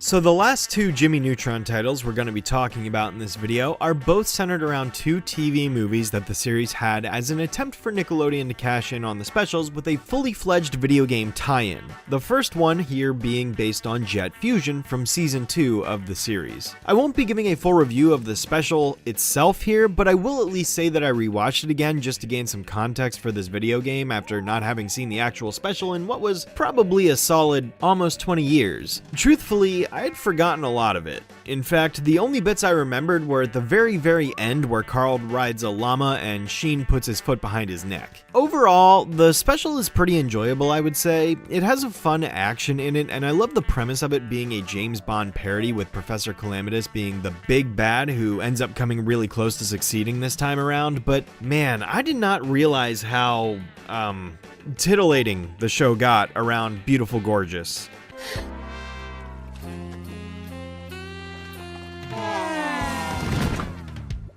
Agent Neutron to Commander Baker. We have apprehended Beautiful Gorgeous. Yes, Dad, her name really suits her, but hands off, she's spoken for. I mean, wow. Sheen has no chill in this episode. Unreal. But yeah, I mean, overall the special is pretty fun. The game's storyline, though, has almost nothing to do with the story of the special, hence why I'm not really talking much about it. Long story short, Jet Fusion still ends up getting captured by Calamitous just like in the special, but this time he ends up contacting Jimmy right when he leaves school. In this version of events, Jimmy ends up presenting an invention at school where he can holographically project the contents of a storybook just by scanning the book in his machine. Unfortunately, in typical fashion, things go awry and so Retroville gets all screwed up and Jimmy has to go around and save the day. Wow, it's worse than I thought! The whole world has gone topsy-turvy! The virtual world containment field must have failed, and the book was projected outwards instead of being kept safely in the confined field. Oh, Goddard, I've really done it this time! This grants the game its various level settings. Overall, it's broken into 4 major areas, those being an Asian garden, a tropical jungle and volcano, a deep-sea shipyard, and a desert spy facility. Pretty good biome diversity if you ask me, and I really think the execution of all of these areas are well done in the game. With that said, I will say that the core of this game's greatest strengths are the level environments and variety, as well as the soundtrack.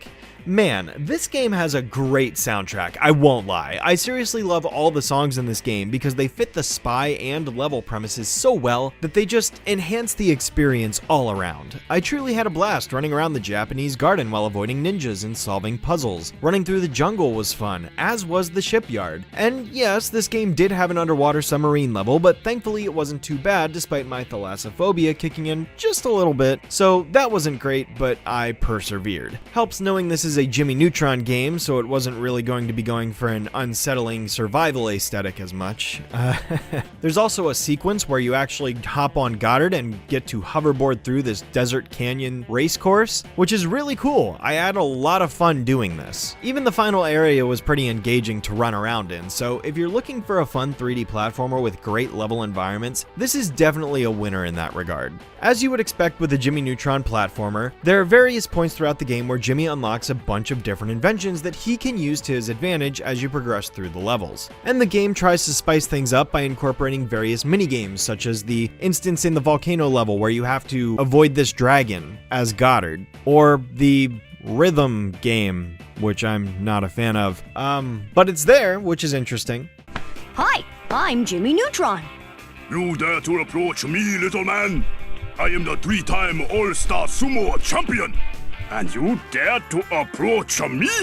And the boss fights aren't terrible, but they're not exactly anything to write home about. I mean, the one with Sheen was pretty easy to abuse, and the one with Cindy was just very tedious and time-consuming. The final boss wasn't hard either, and I really wasn't impressed by it, so I don't have much more to add to it. It's beatable, there aren't any glitches or breaks that I ran into, but it's nothing exciting.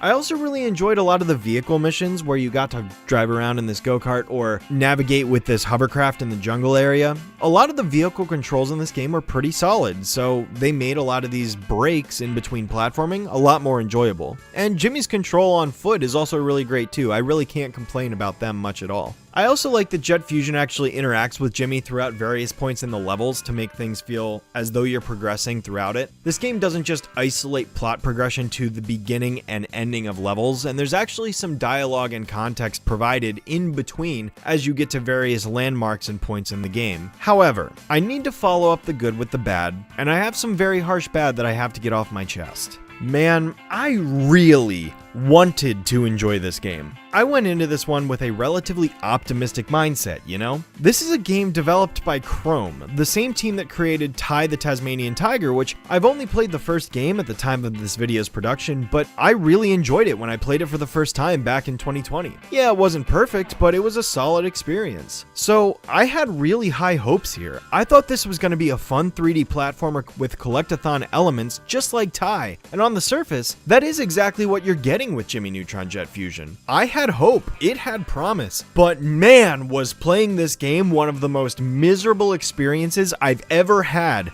with a licensed video game. I just gotta warn you guys that if you like this game or appreciate it, you might want to skip the rest of this section because from here on out, I have nothing but negative things to say about it, and I just gotta get them off my chest. Jet Fusion, for the Nintendo GameCube and PlayStation 2, lures you in with its relatively simple and exciting premise of a 3D platformer about Jimmy Neutron running around a bunch of levels to save Jet Fusion and the world, but quickly pulls the rug out from under you when you realize there's a game-breaking glitch halfway through the entire experience that hard locks you from being able to complete the game.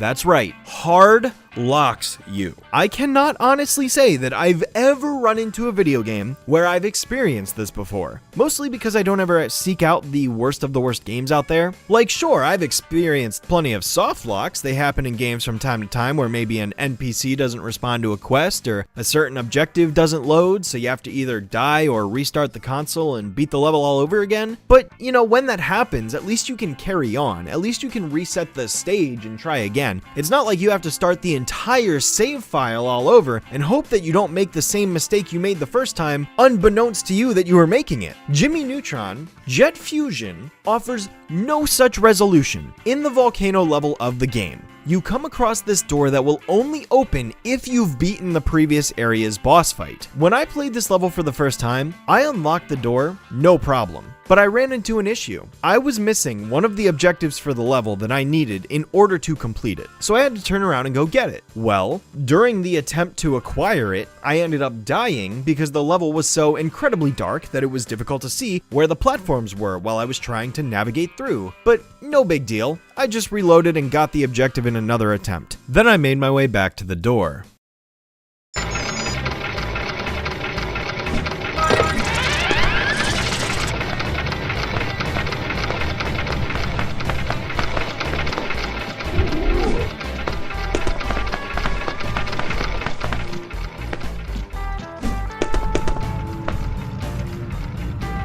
Only to come back and find that the door I had opened was shut again, and there was no way to reactivate the cutscene establishing that Jimmy opened the door with the idol. I was locked out. And you'd think, oh, well, just die again and try loading back. Nope, tried that. How about you restart the level? Nope. Tried that too. Okay, what if you lose all your lives, run out of continues, get a game over, and then replay the stage from there? No, because that's what happened in the first place. This game was permanently hard locked so that this door was never going to open, and I was forever prevented from being able to progress and finish the game on this save file, meaning I had to restart my entire 4-hour journey up to this point that I had already made through the game and play all of it all over again. What more could you want from a transformed playground? How about an experience without game-breaking glitches? I was even so frustrated with this that I ended up streaming myself playing the game just to get back to where I was so I could vent my way through it. There's a certain volcano level where if certain circumstances are met, basically you get glitched behind this door that you can't open, and then the only way to progress through the game is to start a new file. Guess what I'm doing right now, because that glitch happened to me. It's absolutely frustrating. I've already invested like 4 hours into this game, only for the game to basically have this glitch that says, haha, you can't actually beat the game now. Looks like you got to start a new file all over. And I just was like, you know what? I'm going to make a stream out of it because otherwise I'm not going to have fun. And I'm just going to be frustrated because I'm redoing the same exact bullcrap I've already done before. The fact that a game-breaking glitch like that exists in this is absolutely unacceptable. So fair warning to anyone that likes this game. I'm not going to have some nice things to say about it. Because what happened is I had to go back and get the 5th item because I didn't have all 5 items for this cutscene. So I went back, I died, and I ended up having to use a continue. And when I used the continue, the door had closed again, and then it wouldn't open. And it was aggravating. It made me so upset. And granted, it did make for an entertaining live stream, I'm sure. My favorite Looney Tunes character is Big Chungus. But it sorely tainted my experience with this game, and I did not enjoy the rest of it afterwards. For this reason alone, what would have otherwise been a decent experience that I'd have a lot of positive things to say about is forever soured in my eyes. My qualms with this game don't end there, however. Since this game is a 3D platformer, you would of course expect there to be platforming, and there most certainly is, but this game lacks polish, to the point where I would audibly groan during certain sequences because I would constantly find Jimmy just barely missing a jump because the game seemingly pushes him down off a ledge, or won't automatically grab a ladder half the time despite jumping right into it, or worst of all, just flat out not jumping off of ledges. I cannot begin to tell you the sheer number of times Jimmy would just walk off a cliff despite me clearly, visibly pushing the jump button before my own 2 eyes, and instead he'd just continue running and jump off a cliff. If I had to guess, I would honestly wager that 80% of my deaths in this game were due to Jimmy just walking off a cliff like an idiot because the game wouldn't respond to my input. I can't even make a delay or lag argument. This is a single player console game. There should not be delay in inputting a jump. The game is just flat out unresponsive to it. Even so much as increasing the jump height a bit would have probably resolved this issue because then I wouldn't have to time all of my jumps at the very edge of a cliff. I'd have a bit of breathing room to work with, and honestly, given that this is a general audience video game, it doesn't need to be that strict. I think that's a dramatic oversight. But hey, if we disregard the fact that the first and second most frustrating aspects of a platforming game is an unpredictable hardlock and the platforming, then maybe this game isn't so bad. Except, wait, the submarine controls like garbage too. Oh, and in order to get all of the collectibles in the game, you need to complete every side activity twice, where the second instance of the activity is completely unchanged from the first, so there's no added difficulty or change in challenge, essentially making the task redundant, which basically only exists as a lazy excuse to pad out gameplay, making me question what the point is of having to complete the activity twice when I already proved I could beat the challenge the first time, so doing it a second time is a pointless waste of time. Like I said, I really wanted to like this game, but this just isn't it. There are so many questionable choices here that I am completely baffled by. This is like the rough draft to a great game. I can see the potential there. It really has the core mechanics of a solid video game behind it, but the pieces did not come together. It just was not happening here. I mean, it even got so bad at the end that like, you have to play the last chase level twice if you want to get all the white candies, because apparently instead of just putting 5 candies around the level, it was easier to make the robots carrying the invention parts carry those on a second attempt, not the first. Oh, and let's not forget what happens in this level if you miss one of the big jumps.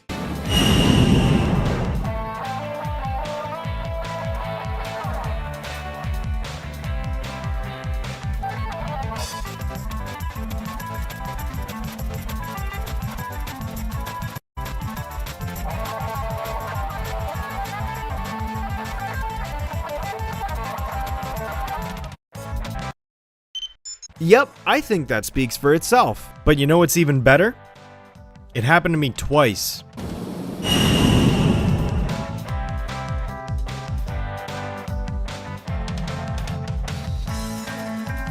And then of course there's the fact that this game is chock full of glitches in plenty of different locations that absolutely cause the game to break on itself. I mean, look at this. What is happening here?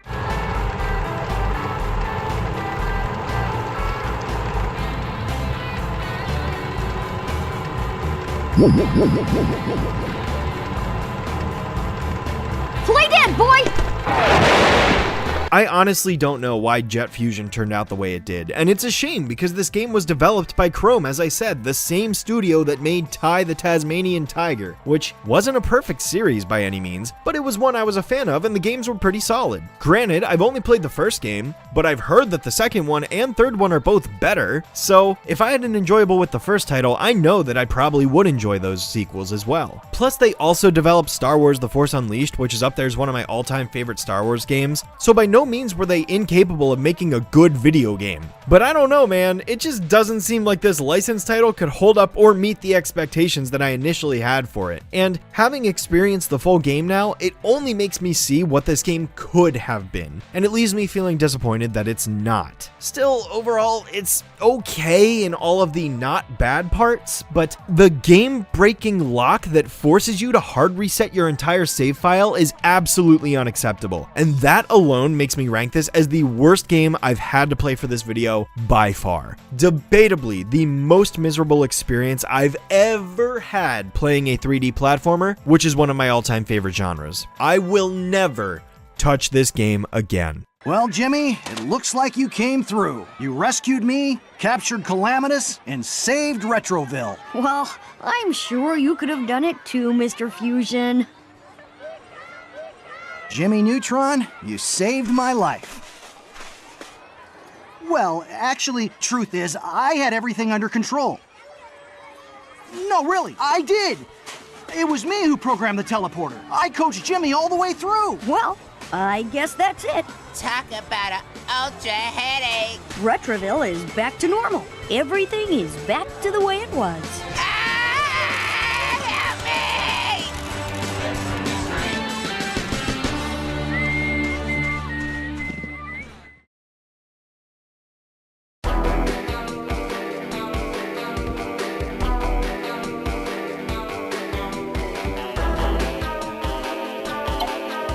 So with the disaster of the console version of Jet Fusion out of the way, it begs the question, can the Game Boy Advance version redeem it a little?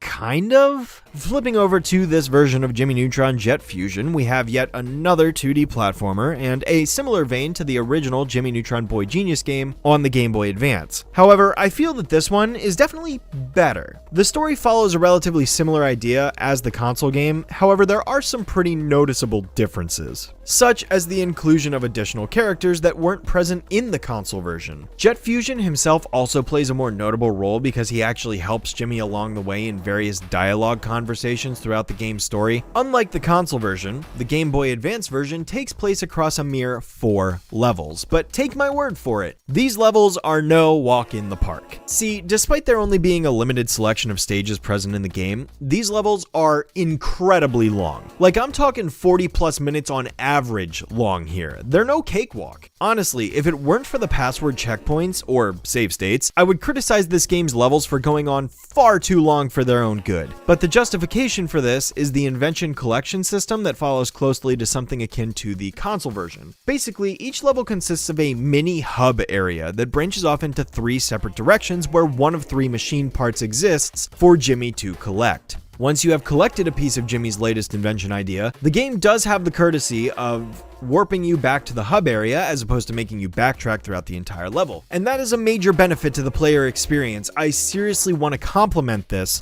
at the very least. From there, you can branch off towards one of the other 2 paths and then the last one after that to get all 3 parts, unlock the invention, and then go to the final area of the stage where you encounter a boss fight that's modeled after some of the boss fights you encountered in the console version, and lather, rinse, repeat the loop until the end of the game. I do want to give the game more credit for its rather detailed sprite quality as well. I think I prefer this game's visual style to the compressed model sprites that we got in the previous GBA Jimmy Neutron games, and Jimmy's overall controls are the best of the 3, with them especially blowing Negatron out of the water. Granted, that game was going for a completely different gameplay experience in a pseudo 3D environment, but you already know how I feel about how that went. This game falls into the Mega Man side of the 3D platformer Venn diagram, with Jimmy running around jumping and shooting his way across an Asian temple and forest, volcanic mountain, boat docks and sea lab, and finally a space station. Similar events to that of the console version's motifs, minus the last major area. There's no desert here. As you play through the stages, you can find upgrades to Jimmy's weapons, which increase damage rate, ricochet capabilities, frequency, and duration, as well as permanent health upgrades if you seek them out and look hard enough. Jimmy also gets access to further abilities besides his main weapon, such as one-hit kill lob grenades, or a water gun that can create platforms and defeat hot enemies unaffected by the normal weapon. Overall, the gameplay here goes back to basics, but sometimes less is more, and in Jimmy Neutron's case, I think that's what works best. I have no problem stating that this is easily the best of all the GBA games I've played thus far on Jimmy's side of things. But just because I like the game overall doesn't mean it isn't without its flaws. I think the most notable aspect of this game I don't like is how much weight Jimmy seems to have to him when it comes to the gravity in this game, because Jimmy drops like a rock, plain and simple. Seriously, I don't know how much mass Jimmy carries as a human boy, but the sheer acceleration that he has from the gravitational pull of the ground beneath him is absolutely ludicrous in some cases. I feel like there's a lot of instances where I should have had more time to react to something and I just couldn't. And honestly, while I do find the checkpoint system relatively convenient for breaking up the level length, assuming I wasn't playing this to 100% completion all in one recording session, I do still find it interruptive to the gameplay experience, and I'm disappointed that this wasn't a game that had moved on to an actual functioning save system by this point in the GBA's lifespan. Given that there were plenty of other cartridges capable of performing this function, it is very noticeable that this game, like many other Nickelodeon Game Boy Advance games, is lacking a proper save system, instead relying on passwords that the player was expected to write down manually in order to pick back up later. It's not bad at first, but it does become noticeable after a while, and I sort of wish there was a better method employed here, such as not having Jet interrupt with a text box and instead the password flashing on screen without halting the experience. Besides, the password is displayed on the pause screen anyways, so I wish I could just check there on my own time. I also think that the screen scrolling is pretty rough too. However, some compliments I can also give the game are that the soundtrack is relatively catchy, as there were a handful of songs I could remember the tune of after finishing the game, and the fact that Goddard is there following Jimmy the whole time was a nice added detail I appreciated. You can't actually play as Goddard this time around, but you can use him for additional abilities in the game, such as a a floatier jump that you can use to reach higher places or travel across wider gaps. I do have to say that the latter half of the game gets incredibly annoying when it comes to the overabundance of enemies and their placements, because it feels extremely excessive for the only intent of making the levels harder, not through actual design, but through a quantity of annoying enemies to defeat. Like, there are several legitimate moments where I feel this game is outright cheap,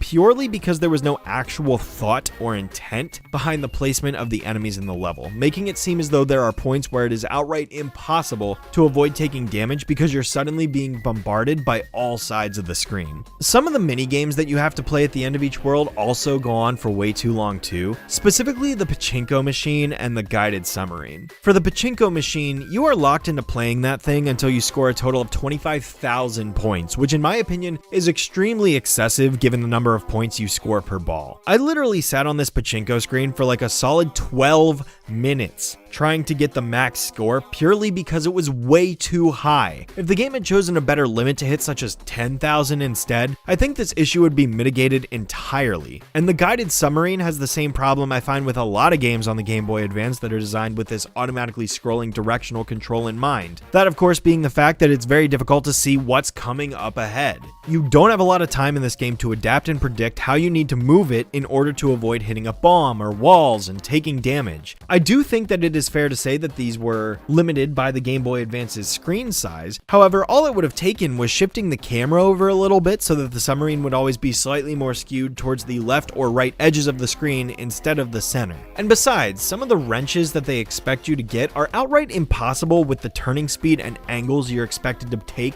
within the level design itself, which I feel was a poor oversight on the game's part. This could have been better designed, for sure. There's also a forced rhythm game at the end of the second world, and anybody who's seen my previous videos of mine already know I am not a fan of this, and I never will be. Even if it's not a big deal to a lot of other people, this is an automatic docking of points to any game that it's ever featured in. It honestly might be my biggest pet peeve in all of video games. At the very least, the rhythm game here isn't as bad as some of the others I've experienced, but that doesn't give it any excuse, and I'd rather it not be here at all. That is a personal taste of mine, and if others don't have an issue with it, that's great, but I'm never going to appreciate it ever. At the very least, I can say I did enjoy the robot minigame. That one had a very classic arcade feel, as you basically had to guide the robot without hitting any walls or bombs using anti-gravity physics with a rocket jetpack. It's pretty fun. The boss fights are kind of forgettable, although unlike the console version, we do get a boss fight with Carl in World 2, so he isn't absent in this game compared to the console version. It's very similar to Robot Squidward's existence between the Game Boy Advance version and the lack thereof in the console version of Battle for Bikini Bottom, for anybody who might be familiar with that title. It makes me wonder if Carl was going to show up in the console version at some point, but was scrapped at the last minute or something. But yeah, as a whole, I do think this is the best Jimmy Neutron GBA game so far, but I admittedly think that Timmy Turner has Jimmy beat in this area of games by this point in the video. I honestly just found Enter the Cleft and Breakin rules on GBA to be far more fun and interesting to play than any of Jimmy's titles, not to mention that I think the presentation and sprite work of those games are better than Jimmy's as well. Of course, we aren't quite done yet, as Timmy is stepping back up to the plate for his third at-bat.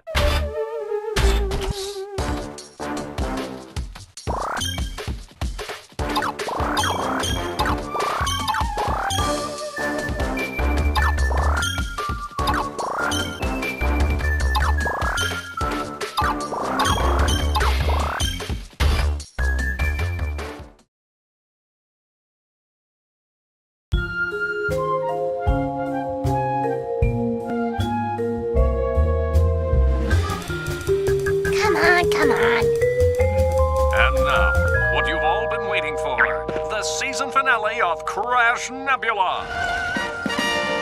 Oh boy, this is going to be the best Crash Nebula ever! So our next and last console game for the Fairly Oddparents is none other than Showdown for the GameCube and PS2. Originally, this title was meant to receive an Xbox version alongside these, but it ended up being scrapped somewhere along the lines and never got released. The fact of the matter is that when it comes to Showdown, It's basically just an improvement on the previous title in a bunch of ways imaginable, while still keeping the same general gameplay loop in place. It's more of an indirect sequel, considering the game's plot doesn't have anything to do with Breakin' the Rules, but in terms of the overall experience, this is the equivalent of playing something like Battle for Bikini Bottom and the Spongebob movie game. Both play the same, but are completely different stories. Granted, in Spongebob's case, the games were also structured in an open hub world where the player could choose their levels versus a linear progression that followed the film with no hub at all. Contrarily, both of Timmy's 3D console games actually do the same thing that Jimmy's PC titles did, in that the second follows up and improves upon the first. This time around, the plot of the game can be summarized by saying that Timmy is attempting to watch the latest season finale of his favorite TV show, Crash Nebula, when it gets interrupted by his TV ceasing to function entirely. All TVs have ceased functioning, actually, and when he wishes for Cosmo and Wanda to fix it, nothing seems to work. As a result, he poofs on over to Fairy World, where they learn that the Royal Jewel, the second most powerful source of fairy magic in existence, has been stolen, causing fairy magic to run dry on a global scale. My muscular intellect suspects that it has something to do with the missing Royal Jewel. That's okay then. Oh no, wait! That's the worst thing that could happen! Oh dear! Cosmo's fuse! Royal Jewel? Stolen? When he learns that the jewel has been stolen, Timmy ends up meeting with Jorgen von Strangle, who assumes that the jewel was stolen by the former jester of King Oberon and Queen Titania, the former rulers of Fairy World. Now, whether or not this is canon to the show is another question altogether, because these two have never made an appearance in the show's 10-season run on the air, so whether or not there actually was this royal family who ruled Fairy World is up to everyone's own personal headcanon. But either way, they held the possession of the royal jewel, which perpetuated all of the fairies' magic. Even though there was the big wand as established in the Jimmy Timmy Power Hour special, and then I've also heard that this gets retconned in later seasons anyways, with Crocker being the source of magic, but I never watched that far into the show to know for sure. Ultimately, Timmy ends up confronting the jester, but it turns out he didn't steal it, and so the gang determines that in order to get the jewel back, they're gonna have to acquire a Fairyversary muffin, which is known as the first most powerful source of fairy magic. Yes, indeed, it is the very same muffin as seen in the Abracatastrophe special, which is a pretty neat callback, I won't lie. At first, Timmy just wishes for the ingredients to the muffin, but his parents and Vicky each take some of the ingredients for themselves when they're delivered, so now Timmy has to get them all back somehow. From here, the game lets Timmy run off into 4 different sections to acquire the ingredients to make the Fairyversary muffin, all of which are themed around TV in one manner or another, which seems awfully similar to the special Channel Chasers, which premiered just a few months before this game's release. The game itself isn't a tie-in promotion to that special the way Jimmy's game Jet Fusion was, but I find it to be oddly coincidental that the television is such a strong motif of this game, which was released so close to that special's airing. Also, Channel Chasers was always my second favorite episode of Fairly Oddparents in general, so glad I got to briefly mention it here. Now, I'll be going over each world's smaller subplot when I talk about the levels themselves, but just know that every one of them contains one of the main ingredients that Timmy needs to bake the muffin. Except for one. After completing all 5 levels, Timmy, Cosmo, and Wanda confront the final boss behind it all when they poof on over to the Channel 13 TV station, finding that the evil villain of the game was the guy on the box art the whole time, the Chamberlain Shadow. Turns out Oberon and Titania were tricked by the shadow of the Chamberlain and taken hostage, so it's up to Timmy to save the day. After a brief boss fight with the shadow, he succeeds and eats the muffin, wishing for everything to go back to normal and poofing back home only to find that he missed the season finale he was so desperately hoping to watch. So then he wishes for a tape of it and the 3 of them watch it together. The end. Overall, a decent story. I would say it's better than Breakin' the Rules for feeling a bit more interconnected compared to that game's more disjointed approach. Still, the 2 games are similar with an overarching plot that somewhat ties into every stage of the game, but Shadow Showdown does a much better job at implementing its plot due to the consistent theme of television being applicable to the levels, and even having one level in particular reveal that the motivation of Oberon and Titania wasn't what it first appeared to be. So getting into the game itself, it's broken down into 8 different worlds, including the tutorial and a final level that's merely the final boss. In actuality, we're talking about 6 major areas to explore as Timmy, which is notably fewer fewer than there were in the previous game by 2 worlds, excluding the tutorial and final boss out of that one as well. Not the end of the world though, but I don't exactly know what the development time was for Shadow Showdown in comparison to Breakin' the Rules. The release date indicates there was less than a year between them, but that doesn't mean Breakin' the Rules was given more development time, although despite that, I'm still inclined to believe that it probably was. Either way though, we've got 6 stages here, each with their own self-contained plot, just like before, that has overarching progress made towards the main goal of returning everything to normal. Starting with the tutorial, I actually think it does a solid job of getting the player accustomed to the general controls and functionality of the game. I will admit the excuse for why Timmy can't just wish for anything he wants in the game is kinda dumb, but at the same time there wouldn't even be a game if that were the case, so like,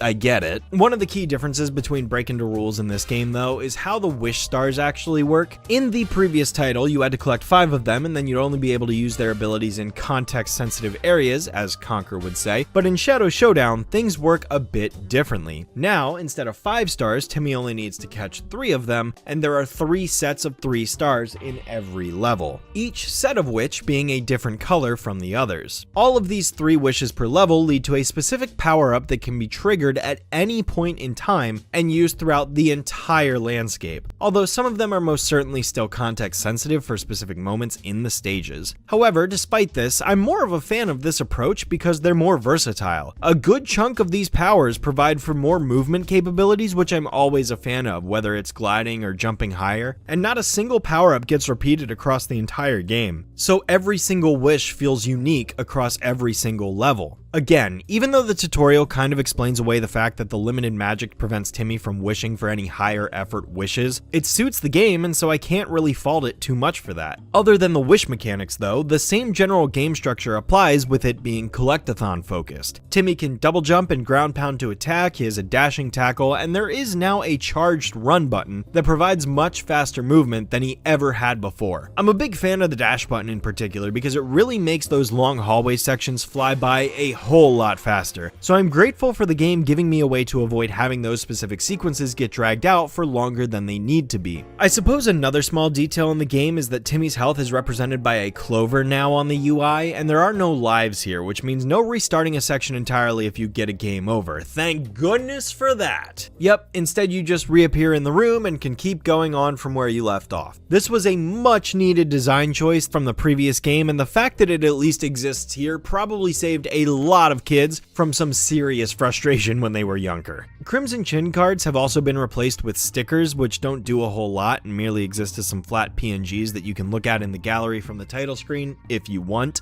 along with some bonus videos.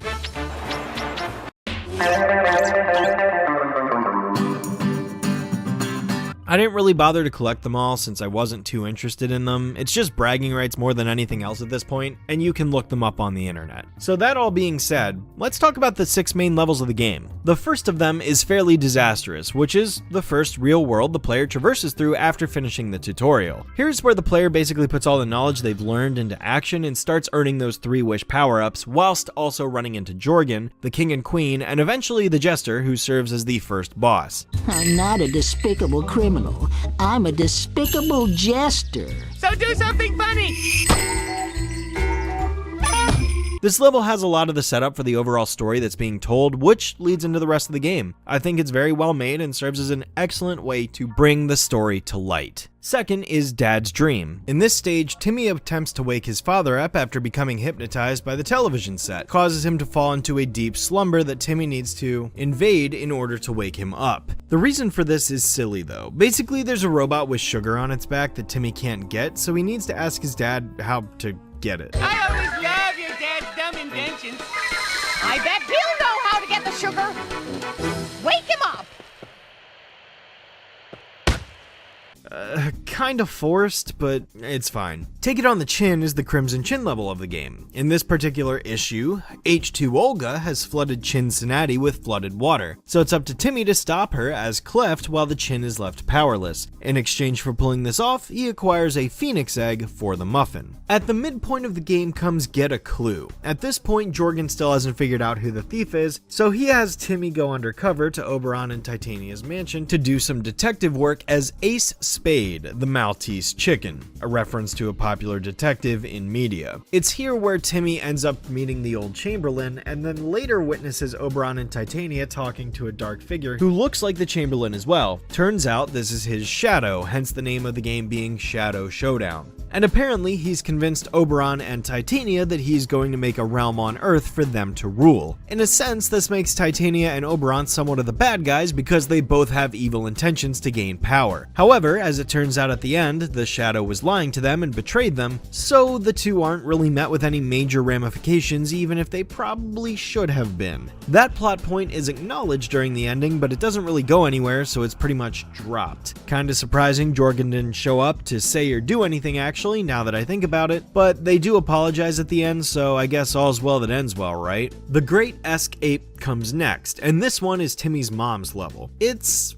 weird. Basically, she's watching a cooking show on how to make banana bread that quickly evolves into a documentary about apes, and then all of a sudden Dimsdale is turned into a Planet of the Apes styled world and Timmy's mom gets captured. So Timmy has to rescue her in order to obtain the flour for the muffin. And finally comes Vicky Strikes Back. Initially, we see Vicky sitting on the couch and watching a documentary on aliens when she suddenly gets pulled into the documentary alongside Mark Chang. So Timmy has to don his Crash Nebula outfit once again and travel to the space palace in order to get Vicky back and take the milk away from her at the same time. The final level of the game then matches the title, Shadow Showdown, and honestly, it's kind of a lame final boss. Basically, Timmy has to fight the Chamberlain Shadow who wants to flip the whole world around so that shadows roam free and their vessels become their followers instead. So Timmy has to stop him by ground pounding these stage lights and then smashing his toe 4 times. It's not very hard, and given you have unlimited checkpoints where the boss keeps his health at the same level even if you die, it's basically unlosable. Still, this isn't exactly a hard game to begin with, so I don't have high expectations for a difficult ride. Aside from these details regarding the plots, subplots, and gimmicks, the gameplay is otherwise similar to Breakin' Rules, so there isn't a whole lot more to add on to that. I think the level design is good, albeit a little bit barren in certain places, but graphically the game still looks great and animations are improved over the previous title. I still love cell shading in particular, as I've always found that graphical style appealing when it comes to games, and the soundtrack is pretty good too.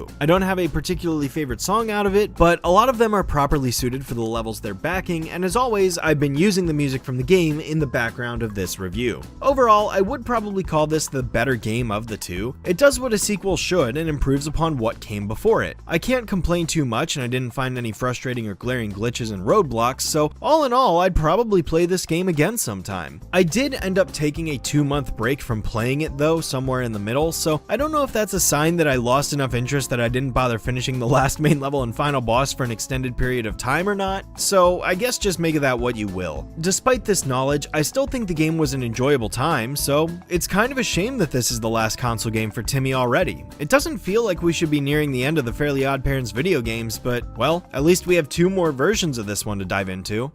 Yay!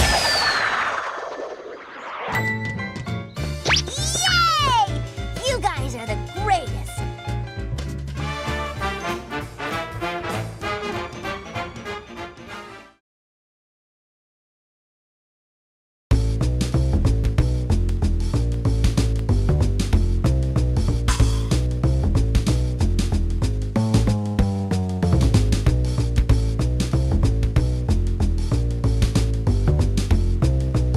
Now, when it comes to the handheld version of Shadow Showdown, I don't really have a lot of nice things to say about it. Granted, I also don't have a lot of negative things to say about it either, although I do have a couple. Ultimately, I find this game to be incredibly mid, and that's disappointing to me because the previous 2 GBA games for Fairly OddParents were relatively good titles. However, Shadow Showdown leaves a lot to be desired, and this pales in comparison to the prior 2 games for a number of reasons. For starters, the plot of the game is basically the same as the console version, so I don't have a lot to add there. But aside from that, the gameplay loop from this title is relatively boring and lacks almost any substance. With every other 2D platformer that we've played so far, Jimmy or Timmy always had the capability of performing some sort of attacking maneuver, intuitively. With Shadow Showdown though, it isn't quite as straightforward as pressing a button to attack. In this game, Timmy's moveset consists of jumping, charging, and slamming. The B button on its own does nothing, it only allows for a charge when you hold down the button and then proceed to run forwards, but the charging maneuver is my least favorite ability in the game, and I'll show you some gameplay to explain why.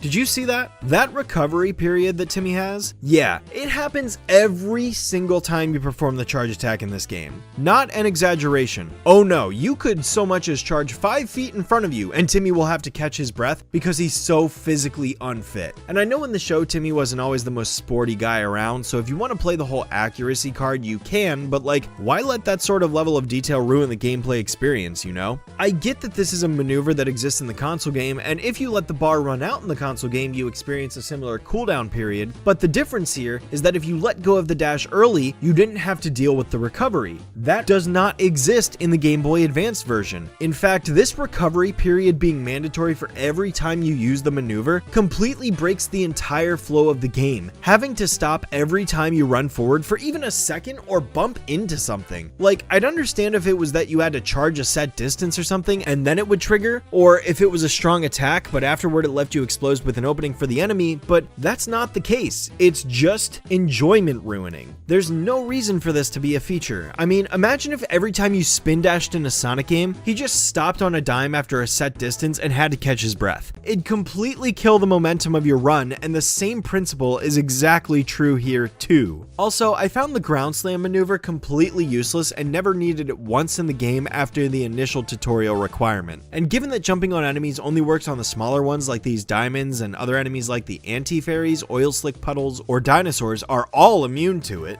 it just feels like such a situational move that I never found myself relying on it either. Inherently, due to Timmy's combat capabilities, or lack thereof, I found this to just be a game of avoiding everything you can and only charge the fast enemies when you need to because they're gonna just be in your straight line of movement anyways and you'll get hit if you don't. It was extremely bland, extremely mindless, and extremely detrimental to the fun I could have possibly had in playing this game. Yes, you can switch control to Wanda with the R button so she can convert enemies to platformers, but I also found this ability pace breaking and clunky, so I never used it unless I needed to use an anvil to get to a higher ledge that I couldn't normally jump up to, which was mandatory more often than I would have liked. And Cosmo's ability with the L button is completely context sensitive, so it never does anything the vast majority of the time, leading to minimal opportunities for creativity since you're basically locked to using the power up for the specifically designed moment that the game is requiring you to use it for to progress. Some of the transformations were neat, I guess, but as far as gameplay goes, I didn't find them very exciting. The platforming in this game is also super dull, and I didn't find any of the levels whatsoever to be particularly innovative or memorable. Honestly, I can't tell you a single platforming sequence I experienced in the game from memory, and I literally just finished it 15 minutes ago from writing this because I like to write these scripts with the game completely fresh in my head. I also can't tell you how a single song goes because none of the soundtrack was remotely memorable or catchy to me. I mean, the instruments were jazzy, so it fits the aesthetic of Fairly Oddparents, but the melodies themselves were basically non-existent, I gotta say. Presentation-wise, I also thought the game was lacking. To compare to other titles such as Enter the Cleft or the recently covered Jet Fusion for GBA, these games had text dialogue to sort of establish the plot of the game, but here no such characters speak whatsoever, and the entire story is told through these still images that don't even have subtitles. I'll be honest, I had no idea what was going on in this game because the plot was lacking so much necessary exposition for me to comprehend what the problem is and why we're doing what we're doing here. If it weren't for the console game, I'd have no way of figuring out what the story was. What is Timmy's motivation for stopping this guy, you know? The opening cutscene implies that Jorgen and Timmy had a conversation to discuss this, but I have no idea what that conversation was. Also, the explanations for the levels the player experiences is through the TVs once again, which further supports my theories about this somewhat tying into channel chasers indirectly. I just don't find this to be very effective at all, and while I can't appreciate we got anything, it doesn't even really meet the bare minimum necessary for a player to understand what's going on if they haven't played the other version of the game.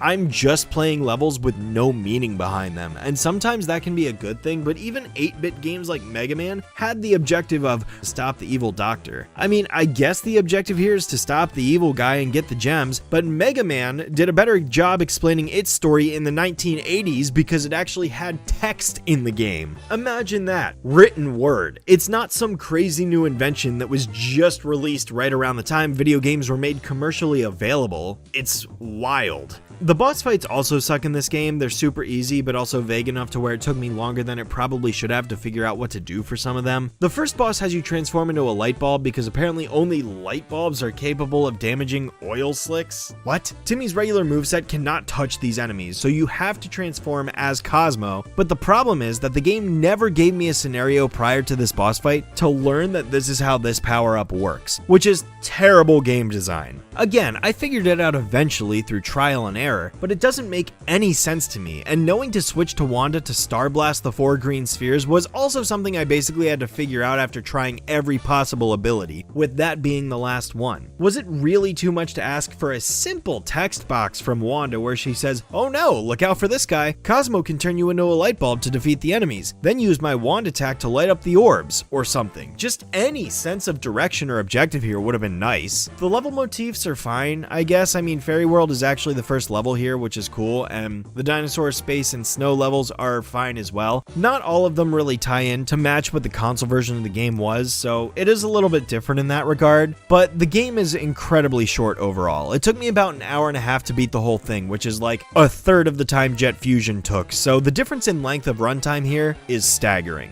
Not the most impressive game. Honestly, it's pretty forgettable.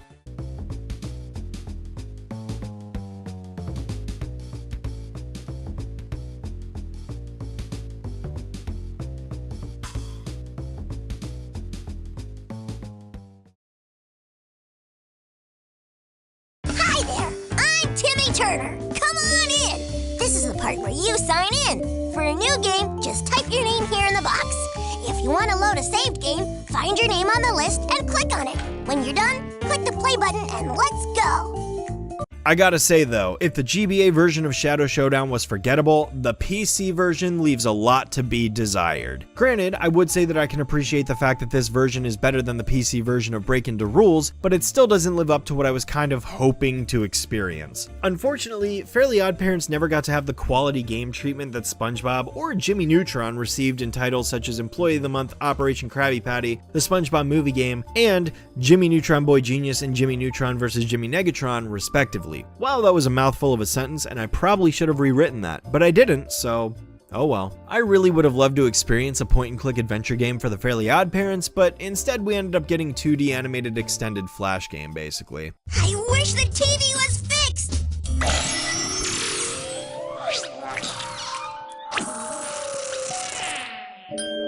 Uh-oh. What's wrong? Our wands aren't working, hon. I can't imagine why. It's the hives! The hives! Now, I don't mean to dunk on Flash games when I say that, because those can be perfectly entertaining for a short period of time. However, the 2D animation of this game definitely reflects the time that it was made, and it doesn't hold up nearly as well as the actual show does. Everything is a lot choppier and a lot more stiff, and lacks a lot of fluid movement that the fully animated series possesses. So the most compliments I can give here to the animation is that it's passable. Barely. Overall, I feel that the gameplay is rather lackluster as well and doesn't have a lot of depth to it. I mean, the game relies on everything to be controlled via the mouse, which limits the sort of interactivity you can generate for the player on screen. So most of the games either resort to just clicking on something to complete a puzzle, or moving Timmy around by navigating the mouse all over the screen to avoid obstacles and follow a set path. Again, I think a Fairly Oddparents point-and-click adventure game would be very well suited for it, akin to something like the Humongous Entertainment games, but that just isn't what we got here. I suppose the biggest compliment I can give this is that there is a bit of variety to the games, so it doesn't get super repetitive completing the same task over and over again. The game is basically broken down into 10 separate minigames in which the player needs to complete in order to progress along the main story. The plot of the game is similar to that of the console version with a few tweaks just like the GBA one. In this title, Timmy's trying to watch his Crash Nebula special and ends up going to Fairy World with Cosmo and Wanda, where they end up rendezvousing with Jorgen von Strangle in order to track down who could be the culprit for interrupting the TV signals all around the planet. Along the way, Timmy has a brief run-in with fairy royalty in which he helps a jester who the king and queen are blaming for all this occurring, when it is the shadow of the Chamberlain, like the console version, that's causing it. As Timmy and crew later realize after they acquire the 4 ingredients necessary to make a magic wishing muffin that can allow them to save the day, blah blah blah, we've heard this all before. Most of the minigames were totally playable, albeit some were more clunky than others. A lot of direction-based games such as the Crash Nebula Infiltration section or the Crimson Chin H2O level were very easy to take advantage of, basically bypassing everything and just running to the end while ignoring it all, so there wasn't a whole lot of depth here. I didn't mind the levels with Timmy's mom and Timmy's dad, though I felt those were pretty fair on the whole, even if they were rather short. In fact, the entire game is pretty short, considering I was able to beat the entire thing in less than 1 hour of total game time, even faster than the Game Boy Advance game, so I don't think I would be able to say that this would have been worth the money back in the day, because there's not a lot of replayability features here to warrant going through the game a second time. Granted, a lot of other Nickelodeon PC games that I've played so far also lacked this, so this isn't a surprise to me, but there were plenty of other PC games out at this point that were capable of introducing the player to a new experience on a second or third playthrough, and so I feel the need to include that criticism as a valid point of discussion. Most of the games don't last very long either. In fact, I think the game I spent the most amount of time on was the first one, because I was learning the mechanics of how everything was functioning, alongside with the fact that it just is an overall slower paced puzzle to solve. Also, some of the games were kind of head scratching, specifically with the last two in the compilation. The final boss fight, where you have to run and stomp on the one appropriately colored light, was pretty clunky and kind of broken on both sides, because depending on how the randomized button would appear on the floor in tandem with the light color that was chosen to flash up on screen, you could either stun lock the Chamberlain's shadow in order to hit him multiple times in a row with no window of opportunity for him, or he could turn the tables on you and stun lock you in place, repeatedly taking damage over and over again without being able to escape it. It's either a sign of untested programming and or bad boss design, if you ask me. And honestly, the final game where you need to use the fork to flick the muffin into Timmy's mouth so he can wish to defeat the Chamberlain is just dumb. It's just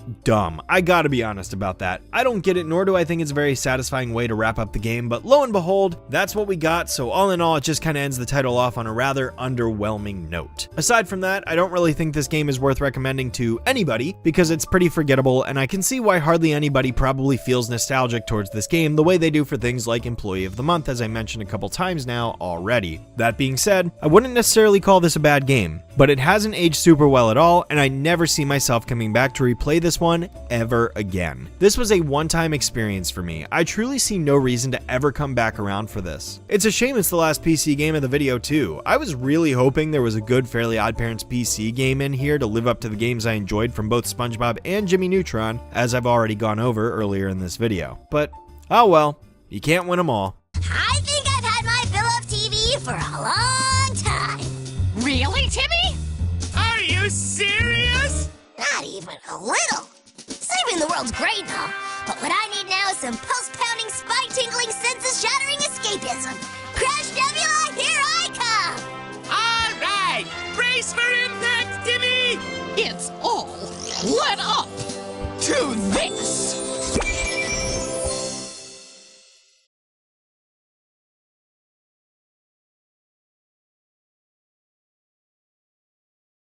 And now, to demonstrate the speed and movement of the typical comet, I give you the remote-powered mini-comet.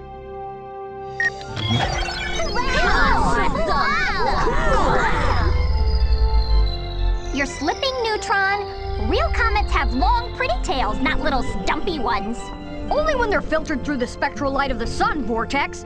Okay, so I'm struggling to determine whether or not I should go back on some of my harsh criticism for Jet Fusion. On the one hand, all of the frustrating obstacles that were out of my control were pretty much inexcusable. However, now that I've played Attack of the Twonkies, I realized that at least Jet Fusion was trying to be a fun action collectathon game. Attack of the Twonkies, I must admit, hardly feels like a game at all, if I'm being honest. Of every Jimmy Neutron game I've played up to this point, this game feels almost like a direct sequel to Boy Genius for the GameCube, and how it hardly feels like a video game at all. This is basically just a walking simulator for the first hour of the game, where you hardly do anything except for press a button in response to something. I'll admit, I basically felt like a zombie playing this game because of how mindless it was.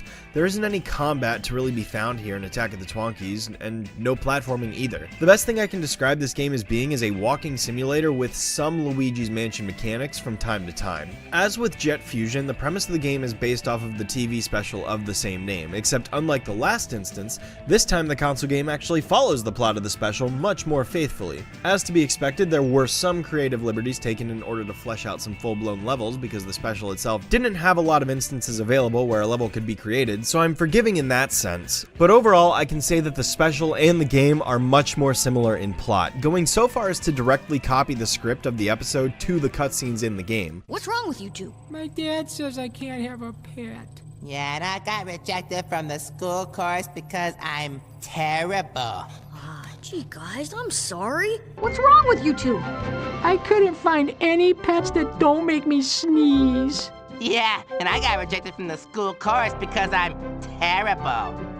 Gee, guys, I'm sorry. Now, for some odd reason, this once again uses Cindy's movie model instead of the model that was well established in the show by this point, and this leaves me utterly confused because I can't figure out how familiar the team that made this game was with the show. I question it because cutscenes like the one at the very beginning where Jimmy establishes the comet, or when Carl and Sheen regroup at his lab and talk about the events that they've experienced, are exactly the same, with some components cut out in order to shorten the game's cutscene length. So there were clearly references to the episode present here, and yet we're seeing Cindy's model from the film instead? I really don't understand why this is a thing, and it has been in all of the video games up to this point. Yes, it made sense in Boy Genius because it was based on the movie, but why is this the case in Jet Fusion and Attack of the Twonkies? The show already had 2 seasons under its belt, so this just doesn't jive. A minor nitpick, I know, but it's something I can't help but notice. Getting back to the game itself here, the shortest plot summary I can give is that Jimmy decides to go to a nearby comet named Twonkies 3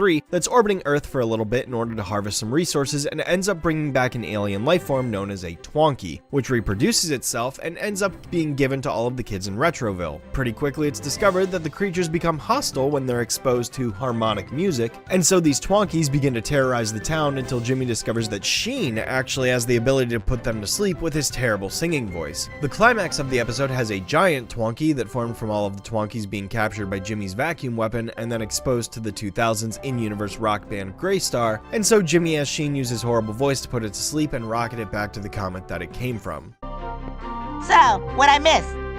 Oh, Jimmy's dating a comet and I have to go sniff animals. And they say I'm the weird one. The game follows this exact plot, but adds some additional sequences into the game, such as the space station Jimmy stops at to get fuel, and the main street and park levels where he just goes around cleaning up the town. Everything is broken down into 14 main chapters, with each serving as either a level or a boss fight, and the mechanics of the game are pretty simple. Basically, you go around the levels with the ability to double jump and invent things which can be used, ranging from movement items, such as speed shoes or a jetpack, to the tools you use to capture all of the Twonkies, namely the same vacuum weapon Jimmy used to round the Twonkies all up in the special, and then a game-exclusive Sheenograph, which projects Sheen's voice at the Twonkies in the levels. Keep singing, Sheen. It seems to devolve them. Who's got electric booties, loves his fighting duties, and he's immune to cooties? His name is Ultra Lord! Yeah. Okay, Sheen, enough! That was amazing! Yep, and I've only ever had one lesson. You actually sing so badly, the Twonkie species perceives it as anti-music. Instead of evolving them, it devolves them. One of the main differentiating factors between the TV special and the game is the fact that in this version, the Twonkies actually devolve back into their cuter forms when they're exposed to Sheen's voice. Whereas in the TV special, they didn't devolve, they just fell asleep. The main mechanic of the game when it comes to progression is for Jimmy to go around a bunch of levels and capture all of the cute Twonkies in his vacuum pack, akin to the way you capture the ghosts in Luigi's Mansion. The controls to do this are also exactly the same as that, with you tilting the control stick in the opposite direction of the Twonkie in order to pull it in. However, there are Twonkies in bigger forms known as Grumps that also need to be devolved by being exposed to the Sheenograph, so you have to blast them all with the anti-music ray first, and then suck them up with the vacuum in order to capture them. Most of the main levels in this game will not allow you to complete them until all of the Twonkies have been captured, so it's important to go after every single one when you see them, that way you don't have to backtrack to it later on. When it comes to determining how well this game succeeds at being an enjoyable experience for a player, I gotta say that I really don't find this game to be that at all, because it's extremely boring and uninteresting. Compared to Jet Fusion, which had you going to all these fascinating environments and doing these high-thrilling action sequences and spacing them out and breaking them up with different gameplay styles, as broken as they were, made for a much more exhilarating and fun experience that I can remember, whereas this game is a lot more toned down and dialed back in comparison. And while yes, the PC games that I talked about were also dialed back, there was still a lot of exhilarating things to do in those levels, despite the tank controls that made it interesting. The places you could go to and the vehicle sequences still made things fun. The levels in this game are just the locations around Retroville again, which we've already seen in other games up to this point, so there isn't anything special or unique about it. I mean, there's only so many times I can walk around Jimmy's school before I just kind of get tired of seeing it, you know what I mean? I feel like a lot of people that look back on this game probably have a lot of nostalgia for it, so I understand why viewers have said things to me about it being a memorable game, and honestly, while I don't want to sit here and call it a bad one, I just think it's completely mediocre. The levels are perfectly fine, it's just not exciting to play, and it doesn't really impress me on any front whatsoever, with the exception of the invention mechanic. The most engaging thing about this game is that Jimmy can go around all these different levels and pick up various items that fall into one of 4 categories: gizmos, inventions, super inventions, and blueprints. Aside from the blueprints, which just allow you to build things, the other 3 items basically lead to the actions you can take in the game. The gizmos grant you anything from a nice little gag to an actual usable item, such as Jimmy's sticky shoes, which give you an advantage on ice while fighting against the frozen lake boss, to the speed shoes, which allow you to move super fast throughout the levels. I really find that the speed shoes are super useful in particular because it makes it backtracking go a lot faster in case you ever miss anything. The only complaint I really have to say about them is the fact that it's just like the jellyfish outfit in Revenge of the Flying Dutchman, where once you have it equipped, the game automatically overlays a specific theme song to it instead of continuing to play the levels audio, which leads you to getting extremely sick of the short 10-second loop very quickly.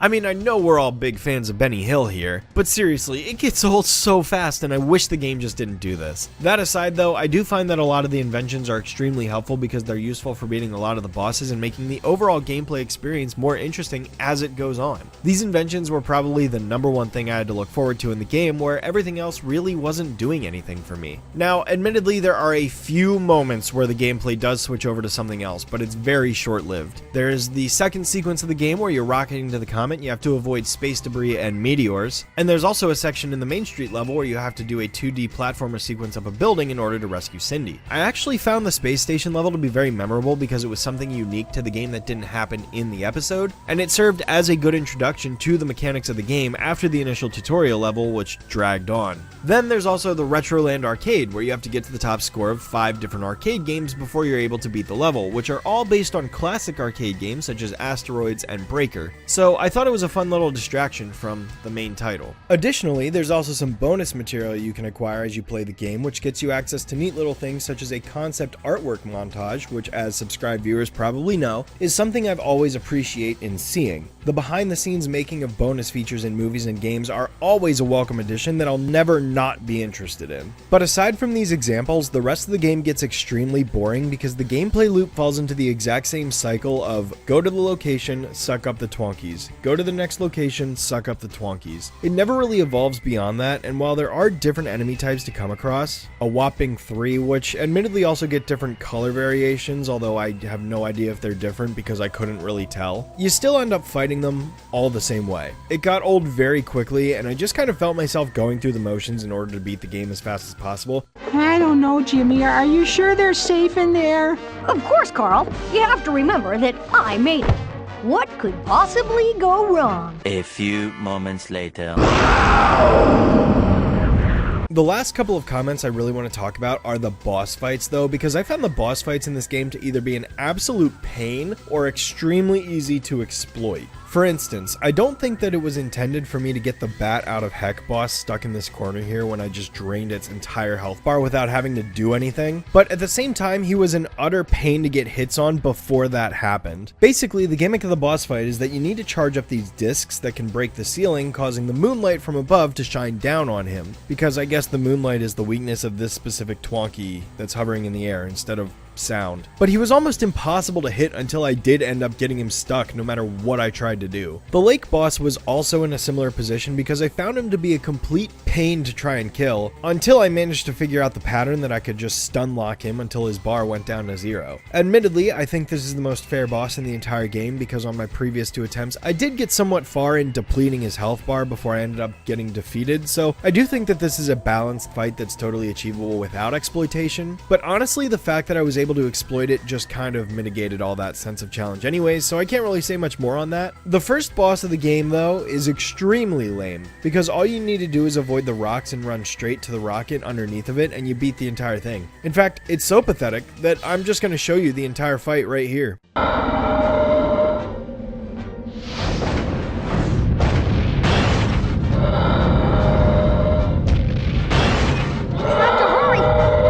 Ship is getting damaged! Wait here. Gotta keep moving. She won't start. Come on. Uh-oh. She still won't start. Come on. Let's get out of here. Let's make like atoms and split. But the boss I'm most unimpressed with in the entire game is the second one, because it's actually a 10-minute boss fight that overstays its welcome 4 times over. In something like a Jimmy Neutron 3D Collectathon, there's no reason for this boss fight to take 20 hits when it could be like 6. 6 hits would be plenty, because you get the idea of the boss fight by like the third one at the longest. Basically, he's this lightning Twonkie that hovers on a cloud and goes around trying to hit you with lightning, and so you need to use these lightning absorbers in order to weaken the Twonkie by taking his power away from him. This isn't the annoying part of his fight though. It's everything else. First, what he can do is zap the roundabout in the center of the playground, which in turn sends electricity lasers to all of the other metal objects in the area that you need to avoid, making terrain more difficult to navigate as you avoid his lightning attacks and try to absorb it. His second attack is also his tornado summoning, which is easily the most annoying thing in the entire game, and I absolutely cannot believe that this was approved during a Q&A, because this is absolutely unbearably unfun to deal with. Yes, it is dodgeable, but only if you manage to keep moving at top speed and don't stutter once, which is easier said than done because there's all this playground equipment all over the place blocking your ability to move around, and the camera doesn't make everything immediately obvious if you're trying to move towards it. The camera is actually another product of this game that I take issue with because I found it to be very uncooperative in a lot of moments, not just in this boss fight. Whenever I would try to shrink any of the Gromps so that I could turn them into a Twonkie and suck them up, I found that the camera would consistently turn left and right so that the creature would fall off screen, making it much more difficult for me to keep the shenograph on them and shrink them down. It wasn't something that bothered me at first, and I honestly didn't notice it too much until I got to the park level and especially Retroland. But once I did notice it, it actually became a serious hindrance to my enjoyment of the game because it made capturing these things so much more annoying. How am I supposed to capture these things when the camera is positioned so low to the ground and close to Jimmy that it's impossible to see anything behind him? Not to mention the fact that the camera doesn't rotate as fast as you really need it to in order to be able to see what's behind him. I don't know, I wasn't particularly impressed with this aspect of the game either. Thanks, kid. Say, with that big head, I bet you have a big voice. Just sign this recording contract. Well, my mom said I shouldn't talk to strangers. Gotta go!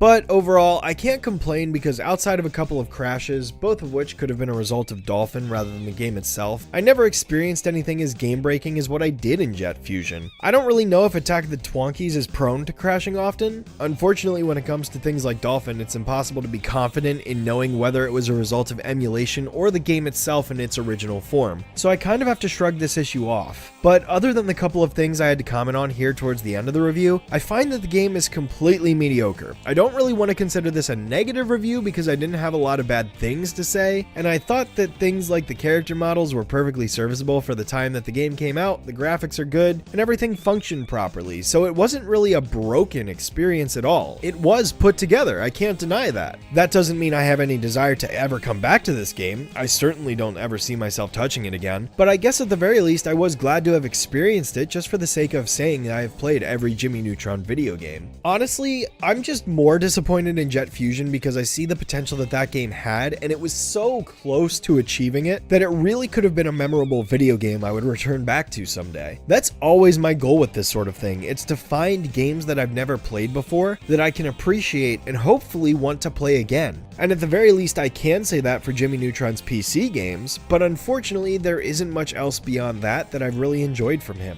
Granted, I do still have the Game Boy Advance version of this game to talk about, so I shouldn't write that off just yet. Who knows, maybe that version of Attack of the Twonkies will be superior to the console version and actually be a super remarkable video game that people have been sleeping on. Only one way to find out, I suppose.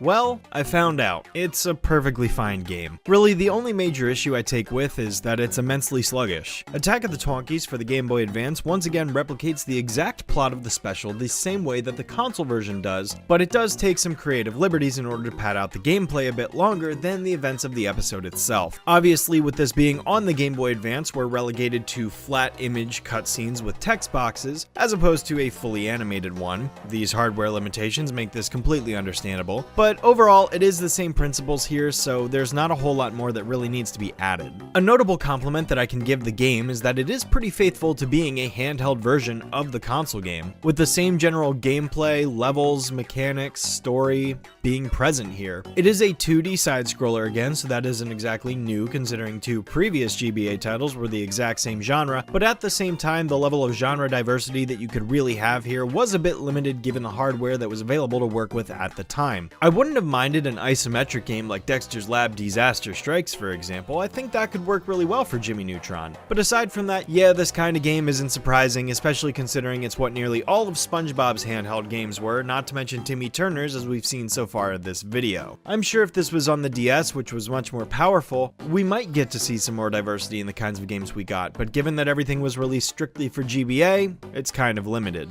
The sprite work is good here, although it does revert back to the 3D model compression that was utilized in Boy Genius, but you can still visibly see that there is a different look to them, so it doesn't feel recycled at all. These are new graphics. Still, despite this, Cindy shows up with her movie model and her in-game sprite, despite the fact that she has her show model in cutscenes, so her character is still inconsistent regardless of this fact. Gameplay-wise, you're going around level to level sucking up Twonkies with the vacuum and devolving them with the Shinograph, and it honestly feels better here than the console version because the lack of a third dimension allows for the sucking of Twonkies to be performed much more easily. The invention mechanics also work the exact same way, with Jimmy running around all the levels and picking up these highlighted items in order to build inventions, which can be used afterward for the rest of the game. The vacuum and Shinograph are here again, as I mentioned, but other tools such as a visor, which acts like the item finder from Pokemon, or a disguise ray that turns Jimmy into a Twonkie temporarily. The shrink ray was also pretty useful in preventing enemies from damaging you for a short time.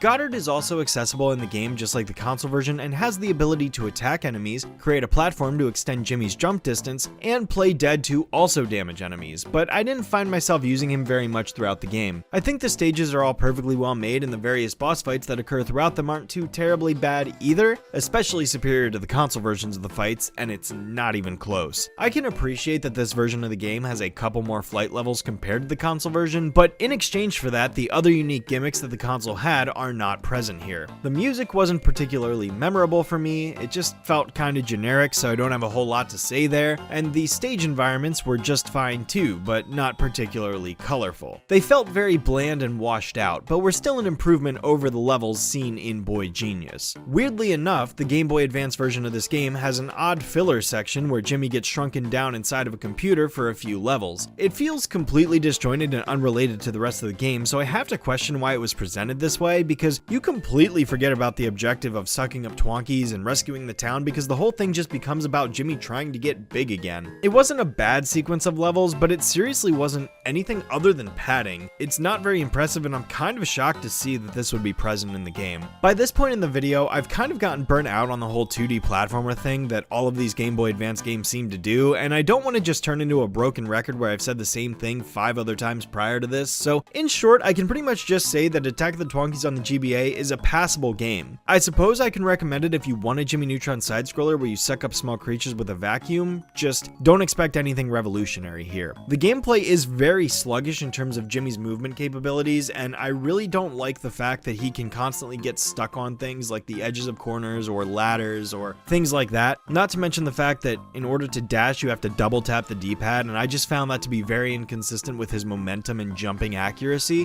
which led to my death a couple of times. I do wish I was ending Jimmy Neutron's final game on a higher note, because it's never really satisfying to do so otherwise, but alas, his final title wasn't anything to write home about, and there's nothing I can do about that. Overall, there were some enjoyable games in here, but a lot of them really feel like there was just missed potential that wasn't fully realized, because some of these more middling titles could have been really phenomenal. Hopefully though, Timmy is able to bring things back to a higher level with his last game, so let's go ahead and shift over to that.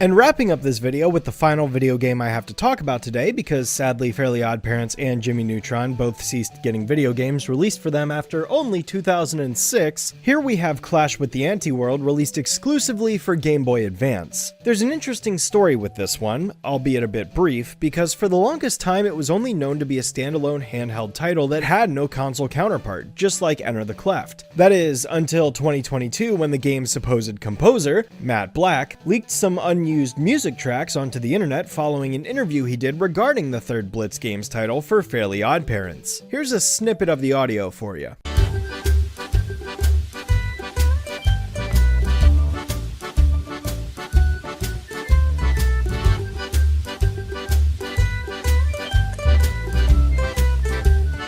Yeah, I can definitely recommend you give these tracks full listen if you're interested to hear more of them, because they're basically tied to lost media at this point. Yeah, supposedly there was going to be a console game for presumably the GameCube, PS2, and possibly Xbox, just like Showdown with this one. But for one reason or another, that just didn't end up happening, and instead we only got a mediocre GBA game to show for it. I will certainly say that I like this game more than Showdown on the Game Boy Advance, for what that's worth, but Enter the Cleft and Breakin' the Rules are still superior games to this one. I honestly just find that the gameplay loop of Clash with the Anti-World is very derivative to the point where it's optimal to beat the game by just running past everything and not bothering to interact with very much of it at all. And I'll explain more of what I mean here in just a second. But first, the plot of the game revolves around Anti-Cosmo and Anti-Wanda tricking Crocker into using his machine to release all the Anti-Fairies into the world, where they inherently maintain a perpetual Friday the 13th so that the entirety of human existence is forced to endure bad luck for the rest of time, while the Anti-Fairies run amok with no signs of being stopped. Just like the plot point in Jimmy Timmy Power Hour 2. As it's later revealed at the end of the game, however, it turns out that Anti-Timmy was also in on it with Anti-Cosmo and Anti-Wanda to enact this sinister plan, because apparently Anti-Timmy is a character now. Of course, it's up to regular Cosmo, Wanda, and Timmy to save the day, and so they do just that. The game takes place over a handful of environments, some of which we've already seen before. These include the park, a mythical forest which is located on the way to Fairy World, Pixieland, which is also on the way to Fairy World itself, and lastly Timmy's school, which is where Crocker's machine is located within the basement. Graphically speaking, I think the game is fine, and while it does look a bit different from all the other GBA titles, it's hard to say that it looks the best. After having played 4 different Fairly Oddparents Game Boy Advance games for this video, I can solemnly say that Enter the Cleft is the best visual presentation of the 4 despite being the first game released. The sprite quality of that game is excellent, but honestly what really carries it is the comic book feel that a lot of the game emulates with the different background and foreground tricks that it utilizes in order to make it seem as though you're playing through a comic book. Clash with the Anti-World doesn't really do anything special to make it distinguishable, and honestly, if I were to put this side by side with all the other games and mix the cover arts around, most people probably wouldn't be able to identify any of the latter 3 games after Enter the Cleft if they hadn't played them before. I think that's my biggest criticism with the sprite work within all of these GBA games, because unlike the Jimmy Neutron titles, the Fairly Oddparents games don't do enough to really differentiate themselves graphically unless you play them all one after another to where you're able to easily identify the difference differences and nuance between them. I gotta say, it's pretty milquetoast that all 4 Fairly Oddparents games are side-scrolling 2D platformers. Yes, I suppose you could make the exception for Breakin' the Rules because that is more of a shooter, so I can kind of give it a pass, but the other 3 are basically 2D platformers that don't really do a whole lot to differentiate themselves outside of minor abilities. Jimmy Neutron definitely excelled better at separating all 4 games from one another when it comes to the Game Boy Advance, although Negatron really makes it easy because it's a completely different genre, and the first game's use of 3D models shrunk into 2D sprites really made that game visually distinct as well, even if it didn't look the best. And then with Jet Fusion using actual cartoonish looking 2D sprites, I can appreciate the Jimmy Neutron games for doing more in the graphical department. But enough about the visuals, let's talk about the gameplay once more. Similar to Shadow Showdown, the clash with the anti-world features Timmy not having any method of attack other than jumping on enemies. And just as in Shadow Showdown, the enemies do respawn after a brief period of time being stunned, so that right there made this game feel like more of the same. The main difference between this and Shadow Showdown, however, is that this game features 4 main wish forms that you get to use throughout the game. I will say that this does sort of fall into the problem that some Zelda games sometimes run into, where an item is kind of useful for the area you get it in, and then maybe a few other small areas, but otherwise it kind of gets forgotten about. Although I think Zelda has less of an issue with that than this game does. For instance, you basically only use the wish form that you unlock in the level you get it.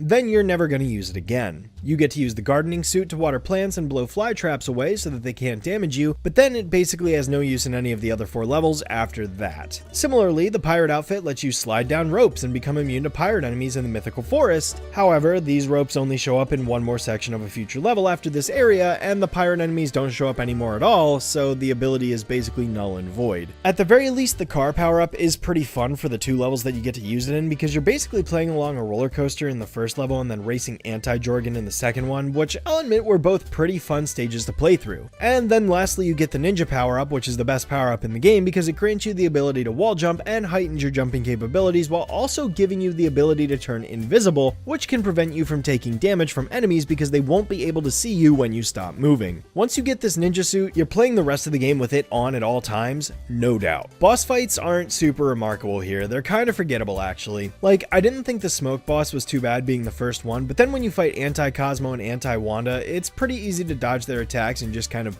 bait them. And I honestly forgot what the second and third boss fights were at the time of writing this script, so that showed you how much of an impression they left on me. Of course, I'm showing the footage of those boss fights on screen right now so you can see what they are, but I'm currently reading this off the script which I previously wrote, and I still don't remember what these boss fights were, to be honest with you, so they weren't remarkable.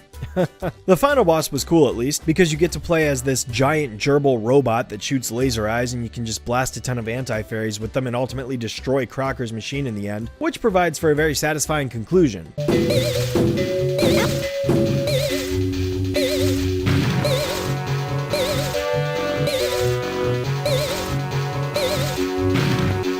Also, another thing I appreciate is that this game actually has text boxes where the characters talk to each other about what's going on, so you as the player can actually follow along with the storyline and the conflict that the characters are currently going through. It honestly baffles me that Shadow Showdown lacked that feature specifically, because the game before and after came with this, and it feels like such a vital component to being able to express what is going on in a Game Boy Advance game. But I already talked about that issue previously, so I'm not going to harp on it any longer. I don't have too many other complaints with this game, to be honest with you, because it was a relatively enjoyable experience. And honestly, just being relieved in knowing that this game was better than the previous GBA title was enough for me to look past a lot of the flaws that I'm sure I would have fixated on had the game been a more insufferable experience. The only thing I really found myself running into is it felt like the hitboxes on some of the enemies could be a bit wonky at times, and trying to jump on top of certain enemies if they were placed just a smidge too high in the air could be rather annoying because you were basically forced to take a hit in order to be able to make the jump. Truthfully speaking, that rarely happened, so it wasn't enough for me to really consider it being much of a negative at all, but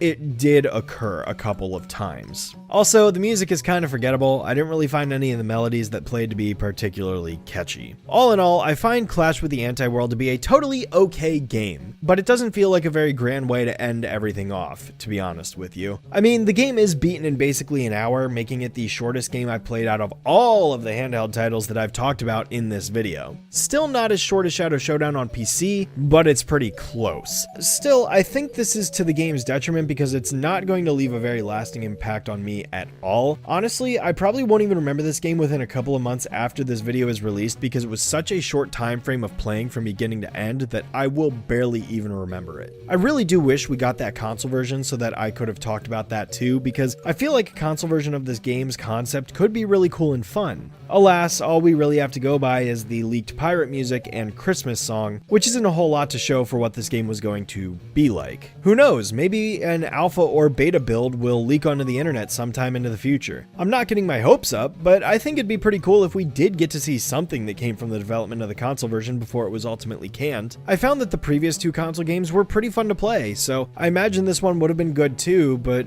I guess we'll never really know, will we? So while that wasn't exactly the most exciting game to end off the video, I will say that I am excited to continue to talk about more Nickelodeon video games in the future. Like I mentioned at the beginning of the video, I intentionally was not going to talk about Nicktoons Unite in this video because I was saving it for a future one, so this won't be the last time that we see Timmy Turner or Jimmy Neutron in Nickelodeon video games. I am eagerly awaiting for the time when I get to go through and play all of the other Nickelodeon video games where these two main characters are featured as part of the crew, because I'm still a fan of both of these shows even if I don't watch them much at all anymore. That nostalgia will always be there for me, and I'm always down to go back and spend some time with these characters once again if the opportunity presents itself. That said, there are some other Nickelodeon franchises that had their fair share of video games released over the years that I wouldn't mind diving into either. Seeing as I've already invested myself in Spongebob and now Fairly OddParents and Jimmy Neutron, I'm very interested in shifting my focus over to another Nickelodeon franchise. The question is,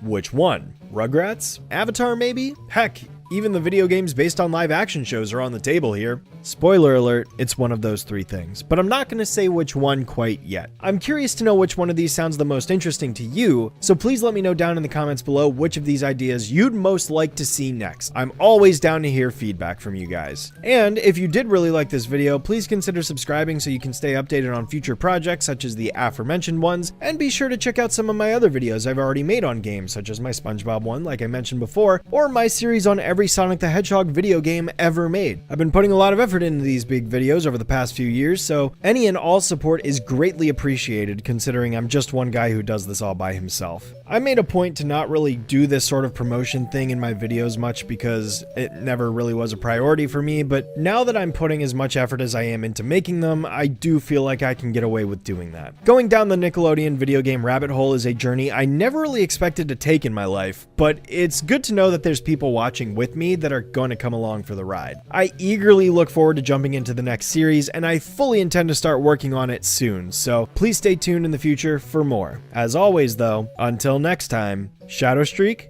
signing off.